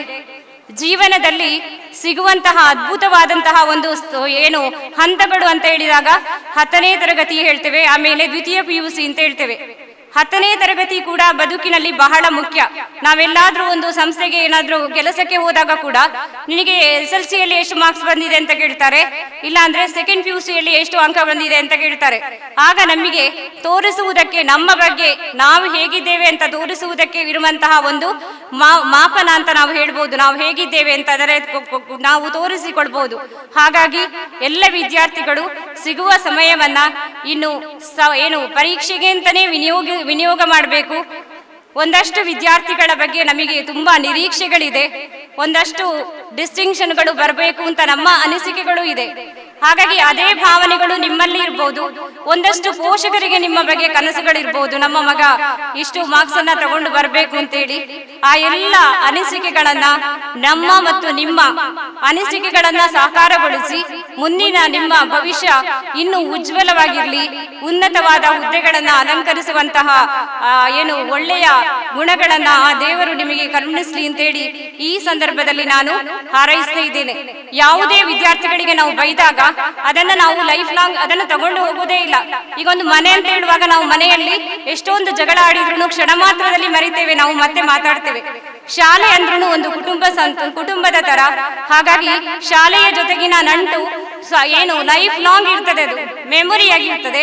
ಅಂತಹ ಒಳ್ಳೆಯ ಮೆಮೊರಿಗಳನ್ನ ಈ ಸಂಸ್ಥೆಯಲ್ಲಿ ನೀವು ಉಳಿಸಿ ಮುಂದೆ ಹೋಗಿ ಅಂತೇಳಿ ಈ ಸಂದರ್ಭದಲ್ಲಿ ಹಾರೈಸ್ತೇನೆ. ಧನ್ಯವಾದಗಳು. ಮಾರ್ನಿಂಗ್ ಎಲ್ಲರಿಗೂ. ಸೊ ಇವಾಗ ಫೇರ್ವೆಲ್ ಪಾರ್ಟಿ ಸರ್ ಹೇಳಿದಾಗೆ ನೋಡಿ, 15 ವರ್ಷದಲ್ಲಿ ನಾವು ಇಷ್ಟುವರೆಗೆ ಫೇರ್ವೆಲ್ ಪಾರ್ಟಿ ಅಂತ ಹೇಳಿ ಮಾಡಿದ್ದೇ ಇಲ್ಲ. ಬಟ್ 1 ಇಯರ್ ಏನೋ ನಾವು ಹಾಸ್ಟೆಲ್ ಮಕ್ಕಳಿದ್ದಾಗ ಅವರಿಗೆ ನೈಟ್ ಈವ್ನಿಂಗ್ ಮಾಡಿದೆವು. ಬಟ್ ಲೋಕಲ್ ಮಕ್ಕಳಿಗೆ ಇಷ್ಟವರೆಗೆ ಮಾಡಲಿಲ್ಲ. ಈ ಸಾರಿ ಪ್ರಮಿಳಾ ಮ್ಯಾಮ್ ಹೇಳಿದರು, ಎಲ್ಲ ಮಕ್ಕಳು ತುಂಬ ಮಕ್ಕಳಿದ್ದಾರೆ, ಅವರೆಲ್ಲ ಒಂದು ಆಸೆ ಪಡ್ತಿದ್ದಾರೆ ಫೇರ್ವೆಲ್ ಪಾರ್ಟಿ ಮಾಡಬೇಕು ಅಂತೇಳಿ. ಹಾಗೆ ಮಾಡುವ ಅಂತೇಳಿ ಎಲ್ಲ ಪ್ಲ್ಯಾನಿಂಗ್ ಮಾಡಿ ಇವತ್ತು ನೀವೆಲ್ಲ ಈ ಫೇರ್ವೆಲ್ ಪಾರ್ಟಿಯಲ್ಲಿ ಭಾಗಿಯಾಗಿದ್ದೀರಿ. ಸೊ 1 ವರ್ಷ ಹೇಗೆ ಮುಗೀತು ಅಂತವೇ ಗೊತ್ತಿಲ್ಲ. ಈಗ ಕೊರೋನಾ ಆಯಿತು, 2 ವರ್ಷದಲ್ಲಿ ಎಲ್ಲ ಹೋಗಿ ಈಗ ಎಲ್ಲ ನಾರ್ಮಲ್ಗೆ ಬಂದಿದೆ. ಈ ವರ್ಷ ಎಲ್ಲ ಅಚ್ಚುಕಟ್ಟಾಗಿ ಎಕ್ಸಾಮ್ಸ್ ಆಗಿರ್ಬೋದು, ರಿಸಲ್ಟ್ ಆಗಿರ್ಬೋದು, ಎಲ್ಲವೂ ಅಚ್ಚುಕಟ್ಟಾಗಿ ಆಗ್ತದೆ. ಸೊ ಆದ ಕಾರಣ ನೀವು ಮಕ್ಕಳು ಸಹ ಒಳ್ಳೆ ಎಫರ್ಟ್ ಹಾಕ್ತಾ ಇದ್ದೀರಿ, ಇನ್ನೂ ಹಾಕಬೇಕು. ಇವಾಗ ನಾವು 4 ಪ್ರಿಪರೇಟ್ರಿ ಮಾಡಿದ್ದೇವೆ. 4 ಪ್ರಿಪರೇಟ್ರಿಯಲ್ಲಿ ನೀವೆಲ್ಲ ಒಂದು ಸಿಂಗಲ್ ಡಿಜಿಟಲ್ಲಿದ್ದವರೆಲ್ಲ ಡಬಲ್ ಡಿಜಿಟ್ಗೆ ಬಂದು ಪಾಸ್ ಆಗುವ ಸ್ಟೇಜಿಗೆ ಬಂದಿದ್ದೀರಿ. ಇನ್ನೂ ಕೆಲವು ಮಕ್ಕಳು 1-2 ಸಬ್ಜೆಕ್ಟಲ್ಲಿ ಹಿಂದೆ ಇದ್ದೀರಿ. ಸೊ ಅದನ್ನು ಏನು ಮಾಡ್ಬೋದು, ಹೇಗೆ ಅದಕ್ಕೆ ಟೈಮ್ ಸ್ಪೆಂಡ್ ಮಾಡಬೇಕಂತೇಳಿ ಒಂದು ಪ್ಲ್ಯಾನಿಂಗ್ ಮಾಡಿಕೊಂಡು ಅದನ್ನು ಸಹ ಒಂದು ಶ್ರಮಪಟ್ಟು ಓದಿದರೆ ಒಂದು 100% ರಿಸಲ್ಟ್ ಪ್ರಗತಿಗೆ ಕೊಡ್ಬೋದು. ಮತ್ತು ನೋಡಿ, ಈ ಫಸ್ಟ್ ಇದರಲ್ಲಿ ಟರ್ಮಲ್ಲಿ ಪಾಸ್ ಆಗೋದು ಸುಲಭ. ಯಾಕೆ ಸಪ್ಲಿಮೆಂಟ್ರಿಗೆ ಪೆಂಡಿಂಗ್ ಇಟ್ಟುಕೊಳ್ಬೇಡಿ, ನಿಮ್ಮನ್ನು ರ್ಯಾಂಕ್ ತೆಗೀರಿ ಅಂತ ನಿಮ್ಮ ಮನೆಯವರು ಹೇಳೋದಿಲ್ಲ. ಅಟ್ಲೀಸ್ಟ್ ಒಂದು 35 ಮಾರ್ಕ್ಸ್ ತೆಗೆಯುವಷ್ಟು ನಿಮ್ಮಲ್ಲಿ ಕೆಪಾಸಿಟಿ ಇದೆ. ಯಾಕೆ ಒಂದು ವರ್ಷ ಇಡೀ ಯಾವ ಕಾಲೇಜಲ್ಲಿ ಸಹ ಮಾಡಾದ ವ್ಯವಸ್ಥೆ ಇಲ್ಲಿ ಮಾಡಿದ್ದೇವೆ ನಾವು. ಯಾಕೆಂದರೆ ನಿಮಗೆ ಮಧ್ಯದಲ್ಲಿ ಎಕ್ಸಾಮ್ಸು, ಈವನ್ ಟೀಚರ್ಸ್ ಎಕ್ಸ್ಟ್ರಾ ಕ್ಲಾಸಲ್ಲಿ ಓದಿಸಿ 4 ಪ್ರಿಪರೇಟ್ರಿ ಎಲ್ಲ ಮಾಡಿದ್ದೇವೆ. ಸೊ ಇಷ್ಟರಿಂದ ನೀವು ಏನಾದರೂ ಒಂದು ಪಾಠ ಕಲ್ತ್ರಿ ಅಂತ ಹೇಳಿದರೆ ಅದು ನೀವೊಂದು ಚಾಲೆಂಜ್ ಆಗಿ ತಗೊಂಡು ನಾನೊಂದು 35 ಮಾರ್ಕ್ ತೆಗೆದು 6 ಸಬ್ಜೆಕ್ಟ್ ಪಾಸ್ ಆಗಲೇಬೇಕು ಅಂತೇಳಿ ಒಂದು ನಿಮಗೆ ನೀವೇ ಒಂದು ಶಪಥ ಮಾಡಿಕೊಳ್ಬೇಕು. ನೋಡಿ, ಈ ಏಪ್ರಿಲಲ್ಲಿ ಲಕ್ಷಗಟ್ಟಲೆ ಮಕ್ಕಳು ಬರೀತಾರೆ. ಟೋಟಲ್ ಒಂದು 7 lakhs ಚಿಲ್ಲರೇನೋ ಬರೀತಿದ್ದಾರೆ ಎಕ್ಸಾಮ್. ಸೊ ಆವಾಗ ನೋಡಿ ಕರೆಕ್ಷನ್ ಇರ್ಬೋದು, ಎಲ್ಲವೂ ಲಿಬರಲ್ ಆಗಿರ್ತದೆ. ಆದ ಕಾರಣ ಇಲ್ಲಿ ನೀವು ಶ್ರಮ ಪಟ್ಟರೆ ಒಂದು 35 ಮಾರ್ಕ್ ತೆಗಿಲಿಕ್ಕೆ ಏನೂ ಕಷ್ಟ ಇಲ್ಲ. ಆದರೆ ಎಲ್ಲಿಯಾದರೂ 1 ಮಾರ್ಕಿಗೆ 1 ಸಬ್ಜೆಕ್ಟ್ ಫೇಲ್ ಆದರೂ 2 ಸಬ್ಜೆಕ್ಟ್ ಫೇಲ್ ಆದರೂ ಪುನಃ ಸಪ್ಲಿಮೆಂಟ್ರಿಗೆ ಟೈಮ್ ಸ್ಪೆಂಡ್ ಮಾಡಬೇಕು. ಪುನಃ ಅದರ ರಿಸಲ್ಟ್ ಬರ್ತದ ಬರೋದಿಲ್ವ ಗ್ಯಾರಂಟಿ ಸಹ ಇರಲ್ಲ. ಆದ ಕಾರಣ ನೋಡಿ, ನೀ ಎಕ್ಸಾಮ್ ಆದ ನಂತರ ಮತ್ತು ಏಪ್ರಿಲ್, ಮೇ, ಜೂನ್ ನಿಮಗೆ ಕಾಲೇಜ್ ಸ್ಟಾರ್ಟ್ ಆಗೋ ತನಕ ಜಾಲಿಯೇ ಮೊಬೈಲೇ ಒತ್ತಿಕೊಂಡಿರ್ಬೋದು. ಆದ ಕಾರಣ ದಯವಿಟ್ಟು ಈಗ ಸ್ವಲ್ಪ ಹೊತ್ತು ಸ್ವಲ್ಪ ಸಮಯವರೆಗೆ ನಿಮ್ಮ ಮೊಬೈಲ್ಗಳನ್ನು ಪಕ್ಕದಲ್ಲಿಟ್ಟು ಒಂದು ಟೈಮ್ ಟೇಬಲ್ ಮಾಡಿಕೊಂಡು ಬೆಳಿಗ್ಗೆ ಬೇಗ ಎದ್ದು ಒಂದು 4 ಗಂಟೆಗೆ 5 ಗಂಟೆಗೆ ಎದ್ದು 5ರಿಂದ 6, 7ವರೆಗೆ ಒಂದು ಟೈಮಿಂಗ್ ಇಟ್ಕೊಳ್ಳೋದು. 5 to 7 ನಾನು ಇಂಥ ಸಬ್ಜೆಕ್ಟ್ ಕಂಪ್ಲೀಟ್ ಮಾಡಿ ಇಷ್ಟು ಓದ್ತೇನೆ. ಯಾವುದು ನಿಮಗೆ ವೀಕ್, ಯಾವ ಸಬ್ಜೆಕ್ಟಲ್ಲಿ ನೀವು ಫೇಲ್ ಆಗ್ತಾ ಇದ್ದೀರಿ ಆ ಸಬ್ಜೆಕ್ಟನ್ನು ಜಾಸ್ತಿ ಕಾನ್ಸಂಟ್ರೇಷನ್ ಮಾಡಿ ಬೆಳಿಗ್ಗೆ ಹೊತ್ತಿನಲ್ಲಿ ಅದನ್ನು ಓದಬೇಕು. ಮತ್ತು ಕಾಲೇಜಿಗೆ ಹೊರಡೋದು ಮತ್ತು ಬರಬೇಕು. ಬಂದ ನಂತರ ನೋಡಿ, ಇವಾಗ ನಿಮಗೆ ತುಂಬ ಬಿಸಿಲೆಲ್ಲ ಸ್ಟಾರ್ಟ್ ಆಯಿತು ಅಂಥೇಳಿ ನಿಮ್ಮ ಪರವಾಗಿ ಸಹ ನಾವು ಆಲೋಚನೆ ಮಾಡಿ ಮಧ್ಯಾಹ್ನವರೆಗೆ ಕ್ಲಾಸಸ್. ಯಾಕೆ ಮಧ್ಯಾಹ್ನ ನಂತರ ನೀವು ಮನೆಗೆ ಹೋಗಿ ಸ್ವಲ್ಪ ಆರಾಮ ರಿಲ್ಯಾಕ್ಸ್ ಎಲ್ಲ ಮಾಡಿ ಮತ್ತೊಂದು 4 o'clock ಸ್ಟಡಿಗೆ ಕೂತ್ಕೊಳ್ಳೋದು. ಲೋಕಲ್ ಮಕ್ಕಳು, ಹಾಸ್ಟೆಲ್ ಮಕ್ಕಳಿಗೆ ಇಲ್ಲಿ ಆಗ್ತಾ ಉಂಟಲ್ವಾ ಕೋಚಿಂಗ್. ಸೊ ಲೋಕಲ್ ಮಕ್ಕಳು 4 o'clock to 6-6:30ವರೆಗೆ ಒಂದು ಟೈಮಿಂಗ್ಸ್. ಆ ಟೈಮಲ್ಲಿ ಇನ್ನೊಂದು ಸಬ್ಜೆಕ್ಟನ್ನು ಇಷ್ಟು ಕಂಟೆಂಟ್ ನಾನು ಮುಗಿಸಲೇಬೇಕು.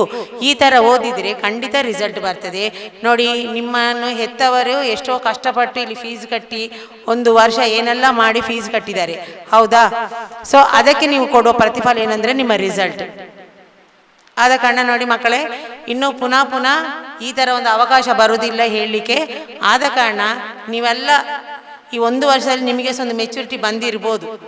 ಒಂದು ಕಡೆ ನಾವು ಫೇಲ್ ಆದಾಗ ನಿಮಗೊಂದು ಆಪರ್ಚುನಿಟಿ ಇಲ್ಲಿ ಸಿಕ್ಕಿದೆ. ಇಲ್ಲಿ ಫೇಲ್ ಆದ ನಂತರ ನೆಕ್ಸ್ಟ್ ಎಲ್ಲಿಗೆ ಹೋಗುದು? ಇನ್ನು ಎಲ್ಲಿಗೆ ಹೋಗ್ಲಿಕ್ಕಿಲ್ಲ. ಸೊ ಆದ ಕಾರಣ ಆ ಫೇಲ್ ಅನ್ನೋ ಪದ ನಮ್ಮ ಲೈಫಲ್ಲಿ ಇನ್ನು ಇರಬಾರದು, ಇನ್ನು ಸಕ್ಸಸ್ ಇರಬೇಕು. ಆದ ಕಾರಣ ಕಷ್ಟಪಟ್ಟರೆ ಖಂಡಿತ ಪಾಸ್ ಆಗ್ತೀರಿ. 35 ಮಾರ್ಕ್ ತೆಗಿಲಿಕ್ಕೆ ಏನು ಕಷ್ಟ ಇಲ್ಲ. ಇವಾಗ ನಿಮ್ಮ ಪ್ಯಾಟರ್ನ್ ಸಹ ಚೇಂಜ್ ಆಗಿದೆ. 20 ಮಾರ್ಕ್ಸ್ ಮಲ್ಟಿಪಲ್ ಚಾಯ್ಸಲ್ಲೇ ಉಂಟು. ಸೊ ಆದ ಕಾರಣ ಲೆಸನ್ಸ್ ಎಲ್ಲ ಓದೋದು ಸೆಕೆಂಡ್ PUCನವರು ಆದಷ್ಟು ಕಷ್ಟಪಡೋದು. ನಿಮಗೆ ಯಾವ ಸಬ್ಜೆಕ್ಟ್ ಕಷ್ಟ ಉಂಟು ಅದು ನಿಮ್ಮ ಲೆಕ್ಚರ್ಸನ್ನು ಕಾಂಟ್ಯಾಕ್ಟ್ ಮಾಡಿ ಕೇಳಿ. ಅವರು ನೀವು ಮಧ್ಯಾಹ್ನ ಹೋದರೂ ಅವರು ಸಂಜೆವರೆಗಿದ್ದಾರೆ. ಸೊ ಹಾಗೆ ಮಧ್ಯಾಹ್ನ ಹೋಗಬೇಕಂತಿಲ್ಲ. ಕೆಲವರು ನಿಂತು ಪಾಠವನ್ನು ಕೇಳಿಕೊಂಡು ಅದನ್ನು ಅರ್ಥ ಮಾಡಿಕೊಂಡು ಇನ್ನು ಮಾರ್ಕ್ಸು ತಗೊಳ್ಳಿಕ್ಕೆ ಪ್ರಯತ್ನ ಪಡ್ಬೋದು. All of you best of luck. Thank you. ಆಹ್ಲಾದಕರ ಅನುಭವ, ತಾಜಾತನ ಹಾಗೂ ರುಚಿಯೊಂದಿಗೆ ನಿಮ್ಮ ಮನಸ್ಸನ್ನ ಮುದಗೊಳಿಸಲು ಬಳಸಿ Vidya coffee. For enquiry contact 08041722212 42100916. For trading and distribution contact 6366033581. ಸುದ್ದಿ ಚಾನಲ್, ಕ್ಷಣ ಕ್ಷಣದ ಸುದ್ದಿಗಾಗಿ.